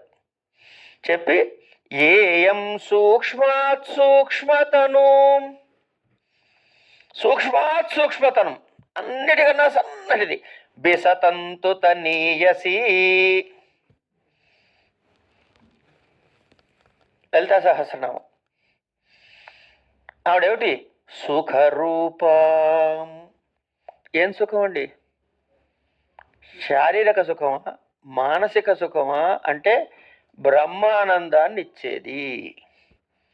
సహస్రారాంభుజారూఢ సుధాసారాభివర్షిణి తటిల్లత సమరుచి షట్చక్రోపరి సంస్థిత మహాశక్తి కుండలిని బిసతంతు తనీయసి. ఎట్లా? భవానీ భావనాగమ్య భవారణ్య కుఠారిక భద్రప్రియ భద్రమూర్తి భక్త సౌభాగ్యదాయిని. అది అంచేత మూలాధారము నుంచి ప్రారంభమై ఆ మార్గము ద్వారా వెంబడి పైకి సుషుమ్నా మార్గము ద్వారా వెళ్ళి బ్రహ్మరంధ్రములో ఉండి సూర్యచంద్ర స్థానములైన ఇడా పింగళ నాడుల మధ్యలో ఉన్నటువంటి తల్లి అన్నిటికన్నా సూక్ష్మాతి సూక్ష్మముల కన్నా సూక్ష్మమైన దానివి అన్నారు. ఈ సూక్ష్మము దగ్గర ఉందండి విషయము. మనం స్థూలం, అన్నమయ కోశము అంటాం దీన్ని. ఇది స్థూలం. ఈ శరీరం ఎట్లా వచ్చింది? ఇప్పుడు ఒక పిచ్చి ఉదాహరణ చెబుతా. ఒక చాప ఉందనుకోండి, ఈ చాప ఉంది కదా, ఇది వేషం. ఇక్కడికి తీయాలంటే ఏం చేయాలి? మడత పెట్టాలి. మడత పెడితే చాప పెద్దగా ఉంటుందా చిన్నగా ఉంటుందా? చిన్నగా ఉంటుంది. ఇదే సూక్ష్మతరం అంటే. అంటే ఆ పరమ చైతన్యము మాయతో కూడి కారణ ప్రపంచముగా, కారణం శరీరముగా, రెండు ఒకటే. మళ్ళీ కారణ ప్రపంచం వేరు, కారణ శరీరం వేరు కాదు. ఇప్పుడు మన ఇంట్లో మామిడి చెట్టు పెట్టాం మాస్టారు, దాన్ని ఏమంటాం మనం? మామిడి చెట్టు అంటాం. ఒక 100 మామిడి చెట్లు తోటలా కనపడింది అనుకోండి, అదేమంటాం? వనం అంటాం, తోట అంటాం. వనము అనేది వేరే శబ్దము, చెట్టు అనేది వేరే శబ్దము, కానీ ఉన్నవి 2 చోట్ల మామిడి చెట్లే. కనుక బహుత్వంలో ఉన్నదానికి పెట్టిన పేరు, ఏకత్వంలో ఉన్నదానికి పెట్టిన పేరు వేరు తప్ప నిజానికి ఉన్నది ఒకటే. కనుక కారణ ప్రపంచము, కారణ శరీరము రెండు ఒకటే. అక్కడ గౌరీదేవిని బయటగా చూశారు, ఇప్పుడు మూలాధారాలు చూస్తున్నారు. ఇలా చూసేటటువంటి శక్తి దీని ఎక్కడి నుంచి వచ్చింది? తర్వాత అక్కడి నుంచి సూక్ష్మ శరీరం వచ్చింది. సూక్ష్మ శరీరం తర్వాత వచ్చిన తర్వాత ఏం శరీరం వచ్చింది? స్థూల శరీరం వచ్చింది. మీకు స్థూల శరీరం కనపడుతుంది, సూక్ష్మ శరీరం కనపడదు. లేదనే మరి ఉన్నది. ఎందుకు? ఇది వచ్చింది కాబట్టి అది ఉంది. నూనె ఉంది కాబట్టి తిల్లలు ఉన్నాయని తెలిసింది మనకి, కనుక ఇది ఉంది. ఇప్పుడు దీనికన్నా అది సూక్ష్మమా కాదా? సూక్ష్మము. ఇది ఎట్లా వచ్చింది అంటే సాంఖ్యులు చెబుతారు. సాంఖ్యులు యోగ చెప్తారు. ఏమిటి? ఎట్లా సృష్టి క్రమమైంది అని. ఒకటి ప్రధానము అంటాడు ఒక మాటని, అంటే దానికే మూల ప్రకృతి అని కూడా అంటారు. ఈ ప్రధానానికే మూల ప్రకృతి. మూల ప్రకృతిరవ్యక్త వ్యక్త వ్యక్త స్వరూపిణి వ్యాపిని వివిధాకార. లలితా శాస్త్రం ఇప్పుడు నేను చెప్తున్నది ఏమిటి? మనకి లలితా శాస్త్రం చెప్తున్నట్టున్నది. కనుక ఈ సూక్ష్మతరం ఎక్కడి నుంచి వచ్చింది అంటే ఆ సూక్ష్మం నుంచి. ఇది ఎక్కడి నుంచి వచ్చింది? దానిపై నుంచి వచ్చింది. దానికి ఏం చెబుతారంటే ప్రధానము అని ఒకటి ఉంది. ఈ ప్రధానము దగ్గర సత్వ రజస్ తమో గుణములు 3 సమాన స్థితిలో ఉన్నాయి. వాళ్ళ సిద్ధాంతం అది. ఇంతవరకు వేదాంతం ఒప్పుకుంది, అద్వైతం ఒప్పుకున్నది. కనుక వ్యక్తావ్యక్త స్వరూపిణి ఆవిడ. ఆ ప్రధానములో ఎప్పుడైతే ఈ డిస్టర్బెన్స్ వస్తుందో సత్వరజస్తమో గుణాలకి సృష్టి ప్రారంభమవుతుంది. మొట్టమొదటిగా వచ్చేది ఏమిటి వస్తుందంటే బుద్ధి వస్తుందిట. దాన్నే మహత్ అంటారు. ఇప్పుడు మహత్తు నుంచి కిందకు వచ్చిందంతా సృష్టి. కనుక మహత్తు నుంచి కింద వరకు ఉన్న అన్ని అని ఒక మాటలో చెప్పాలంటే ఏమనాలి? ఇంకా ఏమన్నా మనకి తెలియదు. మహత్తు, ఆది, మిగతావన్నీ అంటే మహదాదులు అంటాం. ఈ మహదాదుల కన్నా సూక్ష్మమైనది. ఇది ఎక్కడి నుంచి వచ్చిందయ్యా? పరమాత్మ చైతన్యం నుంచి వచ్చింది. అంటే ఎవరిని సూచిస్తున్నారు ఇక్కడ? ఆ శుద్ధ చైతన్యాన్ని ఇక్కడ సూచిస్తున్నారు. ఏంటి? ఏయం సూక్ష్మతనూంస్తాం. ఆవిడ ఏడు రూపం? ఆనంద స్వరూపిణి కదా. అందుకే చెప్పారు అక్కడ సుఖరూపం అని చెప్పారు. సుఖము అంటే ఏ సుఖము అంటే ఆత్యంతిక సుఖమునే సుఖము అని రెఫర్ చేస్తారు జగద్గురువులు ఎక్కడైనా. ఎందుకంటే మామూలు సుఖం ఉందనుకోండి, ప్రతి సుఖము కూడా దుఃఖ పర్యవసాయి. ఎట్లా? ₹1,00,000 లాటరీ ఎక్కడొచ్చిందండి? 33 లక్షలు ట్యాక్స్ పట్టుకుపోయింది సీతారామన్ గారు అంటాం మనం. 70-60 లక్షలు మిగిలే కదా అంటే ఆనందం లేదు మనకి. 30 లక్షలు పోయింది నేడుకుంది. సరే ఉందయ్యా, 30 లక్షలు పోయింది, 60 మిగిలే. ఏమో 50 తరగతి ఏం చేశాంటే ఎక్కడండి? అబ్బాయి అడితే 25 ఇచ్చాను, అక్కడ ఇచ్చాను, వాళ్ళకి తగలేసి ఏడుపు తప్ప ఇంకోట్లేదు మనకి. కనుక రిజల్టెంట్గా వచ్చిన సుఖం ఏదైనా అంటే ఒక కాజుతో వచ్చిన సుఖం ఏదైనా అల్టిమేట్గా దుఃఖానికే పర్యవసిస్తుంది. మరి ఏది సుఖం అయ్యా? దుఃఖం పర్యవసించక ఏంటంటే పరమసుఖం ఒకటే సుఖం. ఆ సుఖ రూపం తాం అయిన తర్వాత ఇప్పుడు ఏం చేశాము? పైన చూపించాడు, మనలోనూ చూపించారు. ఇంతకీ ఈవిడ ఒరిజినల్ స్టేటస్ ఏమిటి? ఇప్పుడు ఒరిజినల్ స్టేటస్ ఏమిటి అది చెప్పాలిగా. నిత్య శుద్ధో నిష్కళ ఏకో జగదీశ, నిత్య శుద్ధో నిష్కళ ఏకః జగదీశ, సాక్షి యస్య సర్గ విధౌ సంహరణే చ, విశ్వత్రాన క్రీడనలోలాం శివపత్నీం గౌరీమంబామంబురుహాక్షీం అహమీడే. ఇక్కడ మళ్ళీ ఇంతకీ లక్షణం ఏమిటయ్యా, అసలు చైతన్యం యొక్క లక్షణం ఏమిటంటే నిత్య శుద్ధ నిష్కళ ఏకః జగదీశ. ఏమండి ఏకః అంటావు మళ్ళీ జగదీశ అంటావు ఏంటా అన్న ప్రశ్న కోపడాలిగా నన్ను. అంటే చైతన్యముగా ఉన్నప్పుడు ఏకః, సృష్టి ప్రారంభమైతే జగదీశ. జగదీశ అంటే జగన్ నియంత్రణ శక్తి కలిగిన వాడు. ఎవరికి నియంత్రణ శక్తి ఉంటుంది అంటే సృష్టి చేయగలిగిన వాడికి. నియంత్రణ అంటే ఏమిటంటే ఎప్పటిదాకా ఉంచాలో ఉంచడం, ఎప్పుడు వద్దంటే అక్కడ వెనక్కి లాక్కోవటం. కనుక సృష్టి స్థితి లయాలు మూడిటి మీద సాధికారమైన అర్హత ఉండి కంట్రోల్లో ఉన్నవాడు జగదీశుడు. ఆయన సాక్షిగా ఉండి యస్యాః సర్గ విధౌ సంహరణేచ, సృష్టికిను లయానికి కారణమైనటువంటి స్థితిలో అంటే ఏంటి, అమ్మవారితో కలిసి ఉన్నటువంటి ఆ పరమాత్మ చైతన్యము. దీన్ని అమ్మవారు అంటున్నాం, అయ్యవారిని మీ ఏ పేరైనా పెట్టండి. అనేక కోటి పేర్లు పెట్టుకోవచ్చు మనం, ఏ పేరు పెట్టినా ఆవిడదే అవుతుంది. ఎందుకు, ఆదిక్షాంతం ఆవిడే కాబట్టి. కనుక అకారాది క్షకారాంతం ఆవిడ రూపమే కాబట్టి ఏ శబ్దమైనా ఆవిడకే చెందుతుంది. ఈ భావన వస్తే అన్నీ మనకు వస్తాయి. సరే, ఇంతకీ ఇది ఎట్లా చేస్తున్నది, జగత్తుని రక్షించడం. విశ్వత్రాణ, సృష్టి అయింది, సంహారం చెప్పాడు. కింద ఏం చెప్తాడు మూడోది, విశ్వత్రాణ క్రీడనలోలాం శివపత్నీం గౌరీమంబామంబురుహాక్షీం అహం ఈడే. నిత్య శుద్ధ పరిపూర్ణుడైనటువంటి ఒక జగదీశుడు. నిత్య అంటే ఏమిటి, ఇవన్నీ టెక్నికల్ టర్మ్స్ అండి, ఇవన్నీ కూడా టెక్నికల్ టర్మ్స్. నిత్య అంటే ఎప్పుడూ ఒకేలా ఉండేది అంటే అర్థం ఏమిటి, మార్పు అంటే అర్థం ఏమిటి, నశించనిది, అంతము లేనటువంటిది. అంతము లేనటువంటిది నిత్య. మరి శుద్ధ అంటే అంటే మనలో ఏమున్నాయి, మూడు ఉన్నాయి. ఇవి ఏం చేస్తున్నాయి, మన అజ్ఞానంలోకి దోస్తున్నాయి. అందుకనే క్లేశములు అంటారు వీటిని. అజ్ఞానంలో దోసేవాటిని మనకి పెట్టే కష్టాలు క్లేశములు. ఎన్నున్నాయా క్లేశాలంటే ఆయన పతంజలి మహర్షి చెప్పాడు, అవిద్య, అస్మిత, రాగ, ద్వేష, అభినివేశ, పంచక్లేశా అన్నాడు. ఈ 5 కష్టాలు. అవిద్య ఫస్ట్, అన్నిటికన్నా టాప్ మోస్ట్ ఏంటంటే అవిద్య. అంటే అజ్ఞానముతోటే మిగతా అన్నీ వచ్చాయి. ఎప్పుడైతే అజ్ఞానం ఉందో ఏమొచ్చిందిట అంటే అస్మిత, అంటే నేను అనే భావన.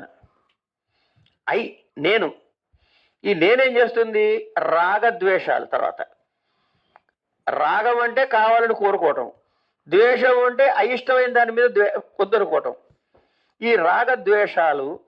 ఇంకోటి అభినివేశం. అభినివేశం అంటే ప్రపంచం అంతా చచ్చిపోతారు కానీ నేను మాత్రం చావను, పర్మనెంట్ నేను అనుకుంటాంట. ఇది అభినివేశం. ఇవన్నీ మనకి పంచక్లేశాలు. ఇలాంటి ఈ పంచక్లేశాల యొక్క దోషములు లేనటువంటి స్థితి ఏదైతే ఉందో అది శుద్ధ స్థితి. సో నిత్య స్థితి అంటే అంతము లేకపోవుట, శుద్ధ స్థితి అంటే గనక అవిద్యాది దోషాలు లేకపోవటం.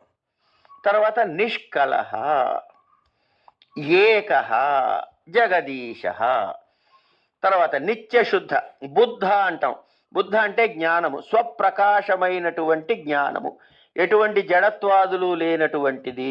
ముక్త అంటే అన్ని ఉపాధులను విడిచిపెట్టినటువంటి, ఎటువంటి ఆలంబనం లేకుండా ఉన్నటువంటి సత్యమైనది. సత్యమైనది అంటే వినాశము లేనటువంటిది. ఇలాంటి కలిగినటువంటి ఆ పరమాత్మ చైతన్యము యొక్క సాక్షీభూతముగా ఈ సృష్టి స్థితి లయ మాత్రమే చేయట్లేదు, ఇంకో 2 చేస్తున్నారు వీళ్ళు. తిరోధాన అనుగ్రహాలు.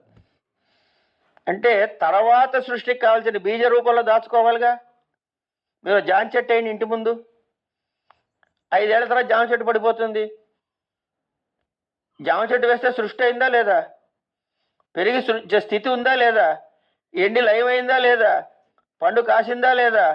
ఆ పండులో ఏమున్నాయి? బీజ రూపంలో తనలో దాచుకుంటాడు. మళ్ళీ ఇవే సంస్కార రూపంలో ఉండే దాచుకోవటం అంటే. ఇది తిరోధానం.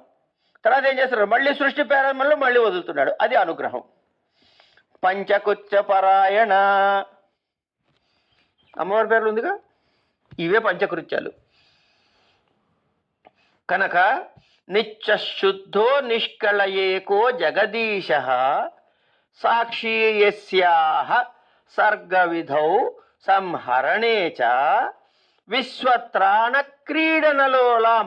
ఆటలా చేస్తుందిటండి జగత్తుని రక్షించడము, పరిపాలించడం అనే క్రియని ఆటలాగా. అంటే అసలు అది చేస్తున్న భావన కూడా ఉండనంత తేలికగా హాయిగా ఆమె చేసేటటువంటి ఆ తల్లి ఏం చేస్తోందయ్యా? విశ్వత్రాణ క్రీడనలోలా, జగత్తుని రక్షించే క్రీడలో అనే ఈ వ్యాపారము క్రీడలాగా. మనం ఎప్పుడు ఆడతామండి? మనసుకి ఆహ్లాదం కలిగితే ఆడతాం, లేకపోతే ఏడుపు మొహంతో ఉన్నప్పుడు ఆడము కదా. కనుక ఆనందంగా హేళగా చేసి, ఎందుకంటే ఆనంద స్వరూపిణి కాబట్టి, ఆ తల్లి ఆనంద స్వరూపిణి కాబట్టి ఇవన్నీ హేళగా చేస్తుంది ఏదైనా. అలాంటి ఆ తల్లిని నేను నమస్కరిస్తున్నాను. ఆ తల్లి నన్ను చల్లగా కాపాడుగాక. ఇక ఈవిడ ఇన్ని చెప్పారు కదండి, ఇంకొంచెం ముందుకు తీసుకెళ్ళి చెబుతున్నారు. ఏమని? యస్యాహ కుక్షౌ లీనం అఖండం జగదండం. ఇందాక మనం ఈ చాప గురించి చెప్పుకున్నాం. ఈ చాప గురించి చెప్పుకుని ఏం చెప్పాం? ఎవరైనా వస్తే ముందు విప్పాలి కదా, విప్పుతాం కదా. అంటే సృష్టి జరిగిందనమాట. మళ్ళీ లయం చేసినప్పుడు మళ్ళీ మడత పెట్టి లోపల పెట్టుకుంటాం. ఇప్పుడు ఎక్కడి నుంచి ప్రారంభం చేశారు? అక్కడ దాకా మడత వేస్తారా వేరా? సృష్టి ఎక్కడ ప్రారంభమైంది? పరమాత్మ చైతన్యం దగ్గర నుంచి ప్రారంభమైంది. దానితో మాయా శబలితమైనటువంటి పరబ్రహ్మము మిగతా సృష్టి అంతా జరిగింది. ఇప్పుడు వెనక్కి వెళ్తుంటే ఎక్కడ ఆగాలి? మళ్ళీ బండి అక్కడ ఆగాలి. అదే చేయబోతున్నారు. యస్యాహ కుక్షౌ లీనం అఖండం జగదండం. మొట్టమొదటి ఏమొచ్చింది? బ్రహ్మాండం పుట్టింది. అది కారణ శరీరము, కారణ ప్రపంచం అన్నాం. అక్కడి నుంచి మిగతా తీసుకొచ్చాం. కనుక ఇప్పుడు ఆ అండం ఆవిడ కడుపులోకి వెళ్తుందంటే ఏంటి? మళ్ళీ ఇన్ని మడతలు. స్థూల శరీరం వెళ్ళిపోయింది, సూక్ష్మ శరీరం వెళ్ళిపోయింది, కారణ శరీరం వెళ్ళిపోయింది, ఆ అండ రూపం పోయింది, అమ్మవారిలో అయింది. అంటే వెనక్కి వెళ్ళి అక్కడ ఆగాం. ఎక్కడ ఆగాం? సోపాధిక బ్రహ్మము దగ్గర ఆగాం ఇక్కడ. కనుక భూయో భూయ ప్రాదురభూదుత్థితమేవ పత్యాసార్ధం తాం రజతాద్రౌ విహరంతీం గౌరీమంబామంబురుహాక్షీం అహమీడే. భూయో భూయ ప్రాదురభూత్ ఉత్థితమేవ. ఈ జగదంతా కూడా తనలోకి తీసుకుంది. మళ్ళీ తర్వాత ప్రళయం తర్వాత మరొక సృష్టి జరగాలిగా. అప్పుడు మళ్ళీ మాటి మాటికి సృష్టి చేస్తున్న తల్లి. భూయో భూయ అంటే ఆ అమ్మవారి కడుపులో సమస్త బ్రహ్మాండాలు ఉన్నట్టే ఆవిడ దగ్గర నుంచి అన్ని పుట్టాయని అర్థం. ప్రసవించుట అంటే బయటికి వచ్చుట. అంతేగాని మనకు భాషలో అర్థమయ్యే ప్రసవిత్రి అనుకోక్కర్లే అక్కడ. అందుకే ఆవిడ ఏమన్నారు? ప్రసవిత్రి, ప్రచండాజ్ఞ. మళ్ళీ ఇక్కడి నుంచి అక్కడికి వెళ్ళిపోవచ్చు. మనం ఎక్కడికి వెళ్ళినా అక్కడికి వెళ్ళి ఆగచ్చు. కనుక పత్యాసార్థం. ఈ పత్యాసార్థం ఎందుకు అంటే,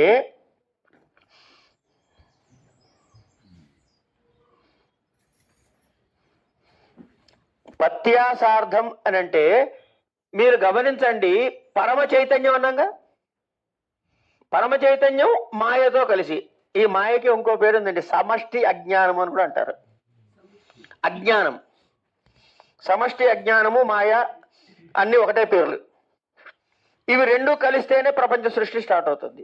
అంటే ఈ రెండిటి తాలూకు అంశాలు ప్రతి చోట ఉండాలా వద్దా? అంటే ఇప్పుడు కారణ ప్రపంచంలో ఏమేమి ఉంటాయి? పరమాత్మ చైతన్యం ఉంటుంది, మాయా స్వరూపమైన ఈ జాగ్రత్త స్వప్న కాదు, చెప్పండి. 3 సత్వరజస్తమో గుణాలు. అందుకే మిస్లీడింగ్ అనమాట. నెమ్మదిగా తప్పుదోవ పడితే కరెక్ట్ రావాలి. సరే, సృష్టి స్థితిలో కాదయ్యా, సత్వరజస్తమో గుణ. కనుక సత్వరజస్తమో గుణాల ఎలిమెంట్ ఉంటుంది, చైతన్యం ఎలిమెంట్ ఉంటుంది కారణ శరీరంలో. ఈ ఎలిమెంట్ మళ్ళీ సత్వరజస్తమో గుణాల ఎలిమెంట్ ఉంటుంది, చైతన్యం ఎలిమెంట్ ఉంటుంది సూక్ష్మ శరీరంలో. సత్వరజస్తమో గుణాల ఎలిమెంట్స్ ఉంటాయి, చైతన్యం ఎలిమెంట్ ఉంటుంది స్థూల శరీరంలో. అందుకే లోపలే ఉన్నాడు అంగుష్ట మాత్రం పురుషం, అంతే కదా. ఏదో అంటారు కదా, ఏంటి పురుషోక్తిని చెప్పండి ఒకసారి. అజాయమానో బహుదా విజాయతే, అది. కనుక ఈ 2 ఉంటాయి. కనుక ఇదొక ఎలిమెంట్ అదొక ఎలిమెంట్ అని గుర్తుపెట్టాలా వద్దా? ఇవన్నీ ఎక్కడి నుంచి వచ్చే? పరమ చైతన్యం నుంచి వచ్చిందే కదా. ఆయన్ని అక్కడ ఏమన్నాం? చైతన్యం అన్నాం. ఈ స్థూల శరీరం వచ్చేటికి వీడిని వైశ్వానరుడు అంటున్నారు. ఎందుకన్నారంటే విశ్వముని యొక్క సంబంధముతో ఉన్నవాడు కనుక. సూక్ష్మ శరీరం దగ్గర ఉన్న ఆ పరమాత్మ చైతన్యానికి ఏం పేరు పెట్టాము అంటే, అక్కడ తేజో రూపంలో ఉన్నాడు, ఫారం లేదు, నేమ్ ఉంది. ఇక్కడ నేమ్ అండ్ ఫామ్ ఉంది, అక్కడ నేమ్ ఉంది, ఫామ్ లేదు. ఏమండి, అది తేజస్సు సంబంధించి కూడా తైజస్సుడు అన్నాం. పైనే ఉంది కారణ శరీరం దగ్గర అంటే చైతన్యముతో కూడిన సమష్టి అజ్ఞానముతో కూడి వచ్చినప్పుడు కారణ శరీరం కాబట్టి ప్రకృష్టమైన అజ్ఞానంతో కూడిన వాడిని ప్రాజ్ఞుడు అన్నవాడిని. అక్కడ ప్రాజ్ఞుడు అంటే తెలియగలవాడని కాదు, అక్కడ ప్రకృష్టమైన అజ్ఞానంతో కూడినటువంటి చైతన్యము, ప్రాయేణ అజ్ఞానం ఆ టైంకి అట్లా. కనుక ఇది మనం గుర్తిస్తున్నామా? ఈ చైతన్యము ఆ పరమాత్మ చైతన్యము ఒకటే అని అనుకుంటున్నామా? అనుకోవట్లే. నేను వేరు, అది కాండం అనుకుంటున్నాం. కానీ నిజానికి ఏమిటి? దానిలోని భాగమే ఇది. ఎంత మినపప్పు తెచ్చారమ్మా, గుప్పెడు మినపప్పు పక్కన పెడితే ఇది వేరే మినపప్ప, 2 మినపప్పు ఒకటేనా? మరి ఎందుకు మనకి మినపప్పు దగ్గర లేని ఉన్న జ్ఞానం ఇక్కడ ఎందుకు ఉండట్లేదు? ఏమండి, అంటే ఏమైంది? ఏదో మూత మూసుకుపోయింది. ఏం మూత మూసుకుపోయిందిరా నాయన అంటే, ఆ చైతన్యాన్ని గుర్తించనీయకుండా నేను స్థూల శరీరాన్ని, నాకు కాళ్ళున్నాయి చేతులున్నాయి అన్నాం. ఎందుకు వచ్చాయా కాళ్ళు చేతులు? ఎందుకు పుట్టాయా? అన్నరసము తల్లిదండ్రుల యొక్క శుక్రశోణితములుగా మారి అన్నరసము ద్వారా నువ్వు పుట్టావు కాబట్టి దీన్ని అన్నమయ శరీరము అన్నాం. అంచేత ఆ చైతన్యాన్ని ఏం కప్పేసిందంటే ఈ అన్నమయ కోశం కప్పేసింది. కప్పేటువంటి పొట్టం చుట్టినట్టు తొట్టదు, అది తెలుసుకోనీయకుండా అడ్డుపడుతోంది. మన జ్ఞానం ఇక్కడ ఆగిపోతోంది, అక్కడికి పోనివ్వట్లేదు. ఇది అయిన తర్వాత పైకి వెళ్దాం సూక్ష్మ శరీరం దగ్గర. అక్కడేమే ఉన్నాయి? మన బుద్ధి, మన మనస్సు, మన ప్రాణాలు శరీరం అనుకుంటున్నాం, జ్ఞానమే శరీరం అనుకుంటున్నాం. అంచేత అక్కడేం చెప్పారు? 3 కోశాలు చెప్పారు, ప్రాణమయ, మనోమయ, విజ్ఞానమయ కోశాలు అన్నారు. పైన ఏం చెప్పారు? అక్కడేమి మీ ఇవన్నీ లేవు, జ్ఞానేంద్రియ కర్మేంద్రియ లేదు, వ్యాపారం లేదు, కనుక అక్కడ ఏం ఫీలింగ్స్ ఉండవు, పెర్సెప్షన్స్ ఉండవు. కనుక అక్కడ ఆనందమయ కోశం అన్నారు. ఎక్కడైనా కోశం అంటే ఏంటంటే చైతన్యాన్ని తెలుసుకోనీయకుండా అడ్డుపడుతున్న అంశాలు. ఇవన్నీ ఏం చెప్పారు ఇక్కడ? పశ్చాసార్థం భూయో భూయో ప్రాదుర్భూదుత్థితమేవా. అంచేత ఆ బ్రహ్మాండం తనలో తీసుకుంటుంది, మళ్ళీ సృష్టి చేస్తుంటుంది. పంచకృత్య పరాయణ. ఇలాంటి ఆ తల్లికి నమస్కారం అయిన తర్వాత యస్యామోతం ప్రోతమశేషం మణిమాలా సూత్రే యద్వత్కాపి చరం చాప్యపరంచ తామధ్యాత్మా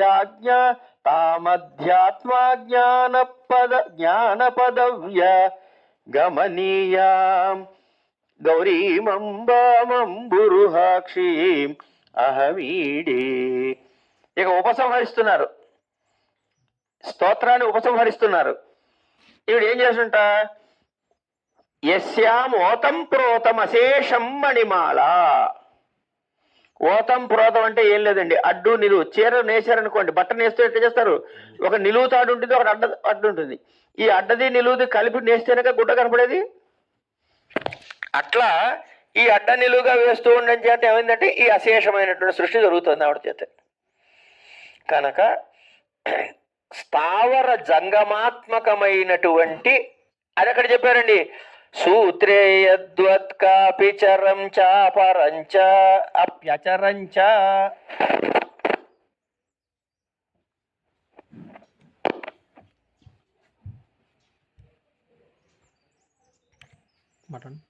హలో హలో ఇది ఊడిందేమో. హలో హలో హలో ఎటు పెట్టినా ఒకటే, నేను ఎటు పెట్టినా కింద పడేయగలను.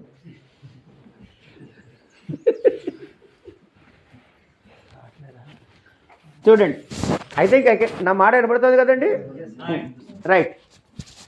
యస్యాకుక్షౌ కాదు, యస్యామోతం ప్రోతమశేషం మణిమాల సూత్రే యద్వత్కాపి చరం చాప్యచరం చ. చరము అచరము తామధ్యాత్మజ్ఞాన పదవ్యాగమనీయాం గౌరీమంబామంబురుహాక్షీం అహమీడే. స్థావర జంగమాత్మకమైన అంటే కదిలేది కదలని వాడితో కూడిన ఈ సమస్త ప్రపంచాన్ని కూడా దారంలో మణులు చుట్టినట్లుగా బట్టనేసినట్లుగా అల్లుకుని ఉన్నదానా తల్లి జగదంబ. ఇది ఎట్లా తెలుసుకోవాలయ్యా ఈవిడి గురించి? తామధ్యాత్మ జ్ఞాన పదవ్యాగమనీయాం. నాయన అధ్యాత్మ విద్య ద్వారా జ్ఞానము ద్వారా మాత్రమే గమనీయాం ఆవిని చేరుకోగలను, పొందదగినది. గంతుం యోగ్య గమనీయ, పొందదగినటువంటిది ఆ తల్లి. ఎట్లా ఏం తెలుసుకోవాలి, ఏం పొందాలి? ఆవిడని పొందాలి. ఎట్లా తెలుస్తుంది? ఆత్మజ్ఞానం. ఆత్మజ్ఞానం అంటే ఏమిటి? ఏది అడ్డం ఉందో, ఏది నిలువు ఉందో, ఇది ఎందుకు వచ్చిందో అని చింతన చేయటం ద్వారా. పిల్లాడిని మనం దీపావళి అప్పుడు సాధారణంగా కొన్ని అలవాట్లు ఉంటాయి. ఏమిటి? ఈ పంచదార చిలకలవి తీసుకురావటం అన్నది. పిల్లాడిని తీసుకుని వెళ్తాం. నాకు ఏనుగు కావాలంటాడు. వీడికి ఏనుగు బొమ్మ నచ్చదు తండ్రికి. వాడు నాకు ఏనుగు బొమ్మ గుర్రం బొమ్మ అంటాడు. వద్దురా మనం ఇవి తీసుకుందాం అంటాడు వాడు. తండ్రికేమో అక్కడ కనపడేది పంచదార ముద్దలు, కొడుకేమో గుర్రం కనపడుతోంది, ఏనుగు కనపడుతోంది, కుక్క కనపడుతోంది, పిల్లి కనపడుతోంది. ఉన్నది ఒకటి. సరే, ఆడవాళ్ళకి అర్థమయ్యే ఉదాహరణ చెప్పండి. పెళ్ళి అవుతుంది అనుకోండి. పెళ్ళిళ్ళు ఏం చేస్తారు? ఏదో నగ చేయించాలి అంటే ఏం చేస్తారు? ఇక మా ఇంట్లో మురుగులు వంకిపోయింది ఉంది, చెయ్యి గాజు చిన్నదైంది ఉంది, ఏవో చెప్పి అన్నీ పోగేసి తీసుకెళ్తారు.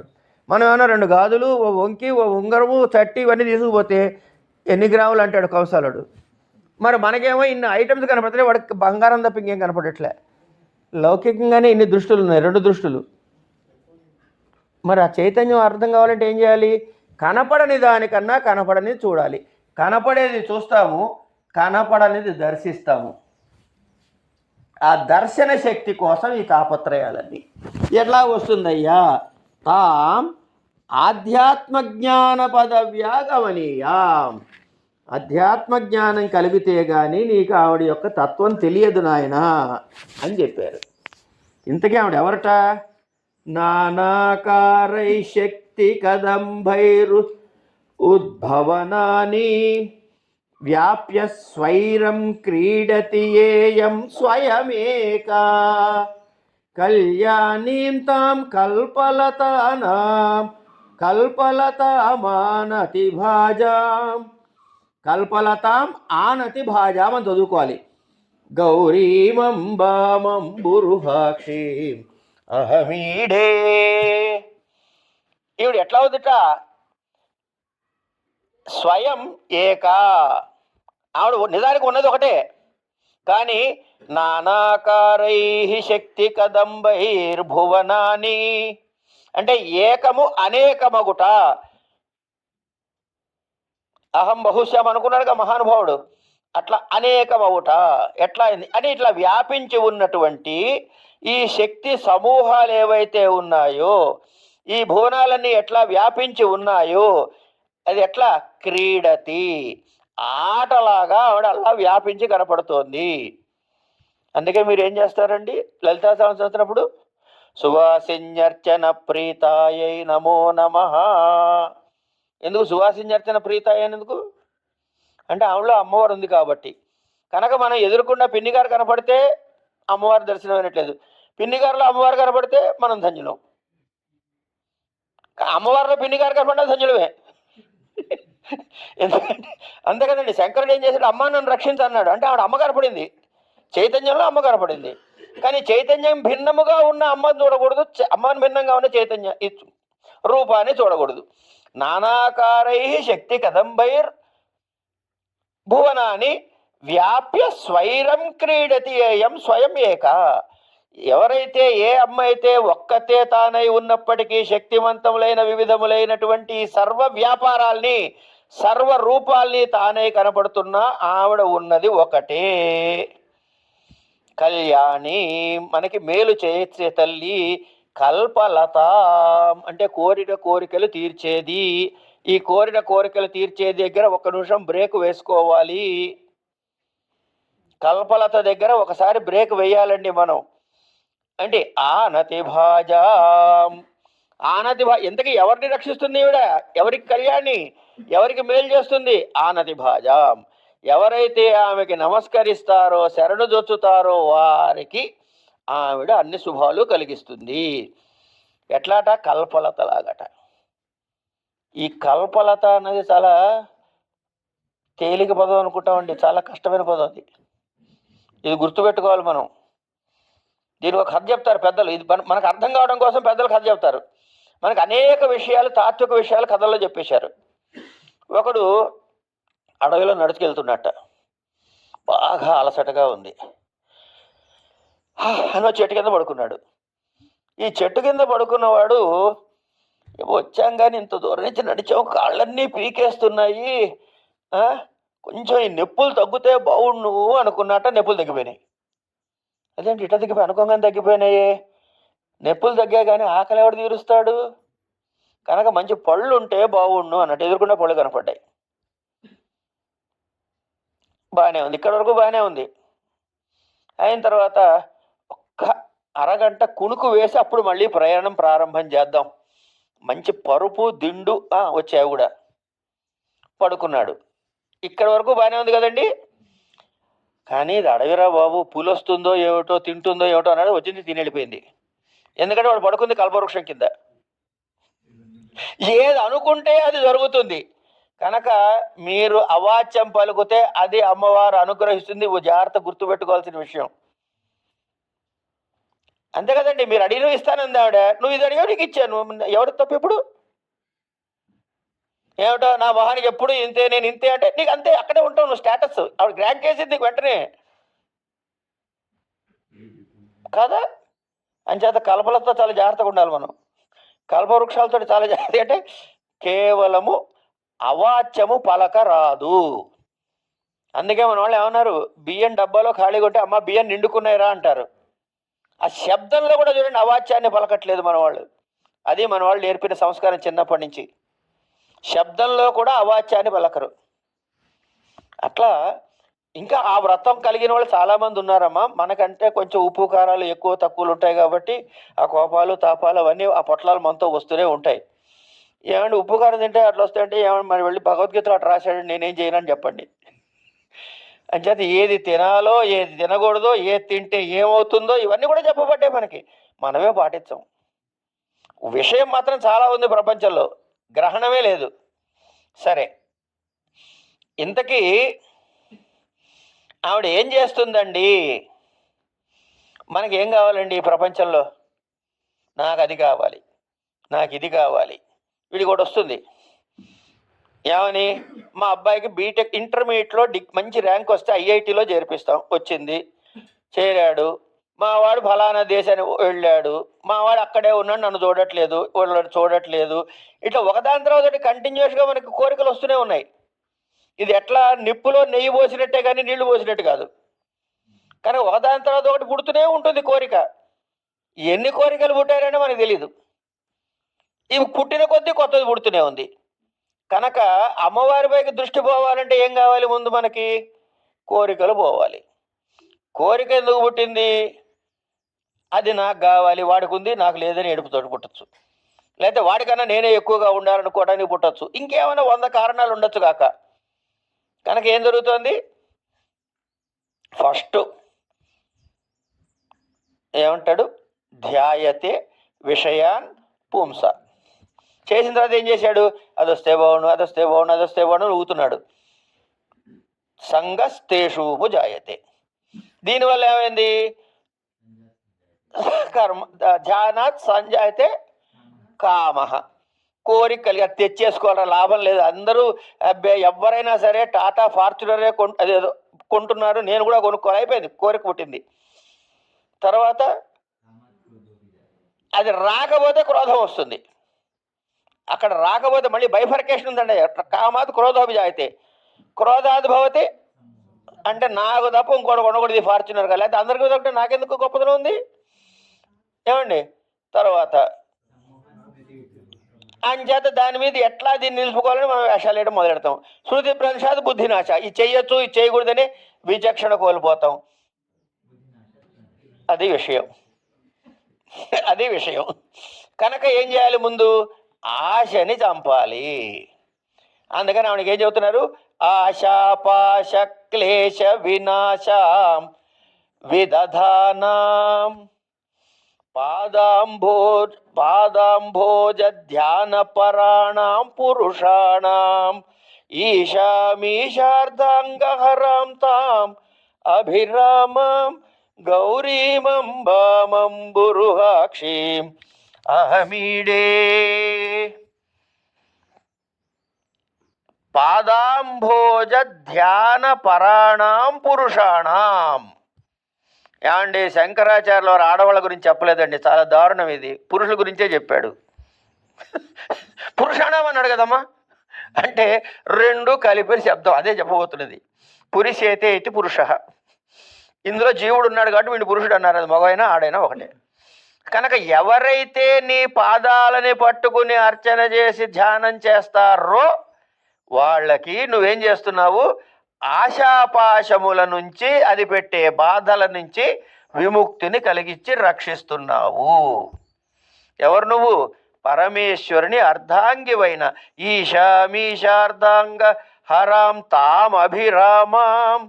మళ్ళీ ఇక్కడ ఈ ఇద్దరు కలిసి ఉన్నారన్న మాట చెప్పడం ఎందుకు అంటే, మనం తీసుకెళ్ళి అక్కడ కూర్చోబెట్టడానికి. ఒరే నాయన, నీకు ఈ ఆశలు పుట్టినవన్నీ ఈ సృష్టి మూలాంచి, ఈ సృష్టి ఎందుకు వచ్చిందంటే మేమిద్దరం కలిసి ఉన్నాం కాబట్టి, కనుక మా ఇద్దరుగా చూడకు, మమ్మల్ని ఒక్కళ్ళుగా చూడమని చెబుతూ తాం అభిరామాం గౌరీమంబాం అంబురుహాక్షీం అహమీడే. ఇంతకీ ఇది ఎప్పుడు చదవాలయ్యా? ఎప్పుడు పడితే అప్పుడు చదువుకోవచ్చు. ఎవరు చెప్పారు? మన ఇష్టం వచ్చినట్టు చదువుకోవచ్చు. కానీ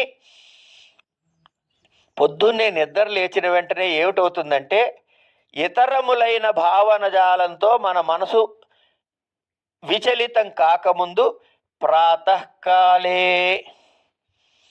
భావ విశుద్ధ ప్రణిధాన. ప్రాతకాలే భావ విశుద్ధ ప్రణిధానాత్ భక్త్యా నిత్యం జల్పతి గౌరీ దశకం యః. ఇది చదివితే ఏమొస్తుంది? వాచాం సిద్ధి సంపదమగ్ర్యాం శివభక్తిం. అగ్ర్యాం అంటే శ్రేష్టమైన అని. శ్రేష్టమైనటువంటి సంపదలు. శ్రేష్టమైన సంపదలు అంటే జ్ఞానమే సంపద అండి. అన్నిటికన్నా ఉత్కృష్టమైన సంపద జ్ఞానం. అది ఇస్తుంది ఆవిడ. వాచాం సిద్ధి సంపదమగ్ర్యాం శివభక్తిం తస్యావశ్యం పర్వతపుత్రి విదధాతి అని నమస్కారం పెట్టుకుని, ఇది శంకర భగవత్పాదుల వారు రాసినటువంటి శ్రీమద్ పరమహంస పరివ్రాజకాచార్యవర్య శ్రీ గోవింద భగవత్పాద పూజ్యపాద శిష్యస్య శ్రీమద్ శంకర భగవత్పాద కృతో గౌరీ దశక స్తోత్రం సంపూర్ణం. స్వస్తి ప్రజాభ్య పరిపాలయంతాం న్యాయేన మార్గేణ మహిం మహిష. ఈ బ్లాక్కి ఇక్కడ ఆపుతాం.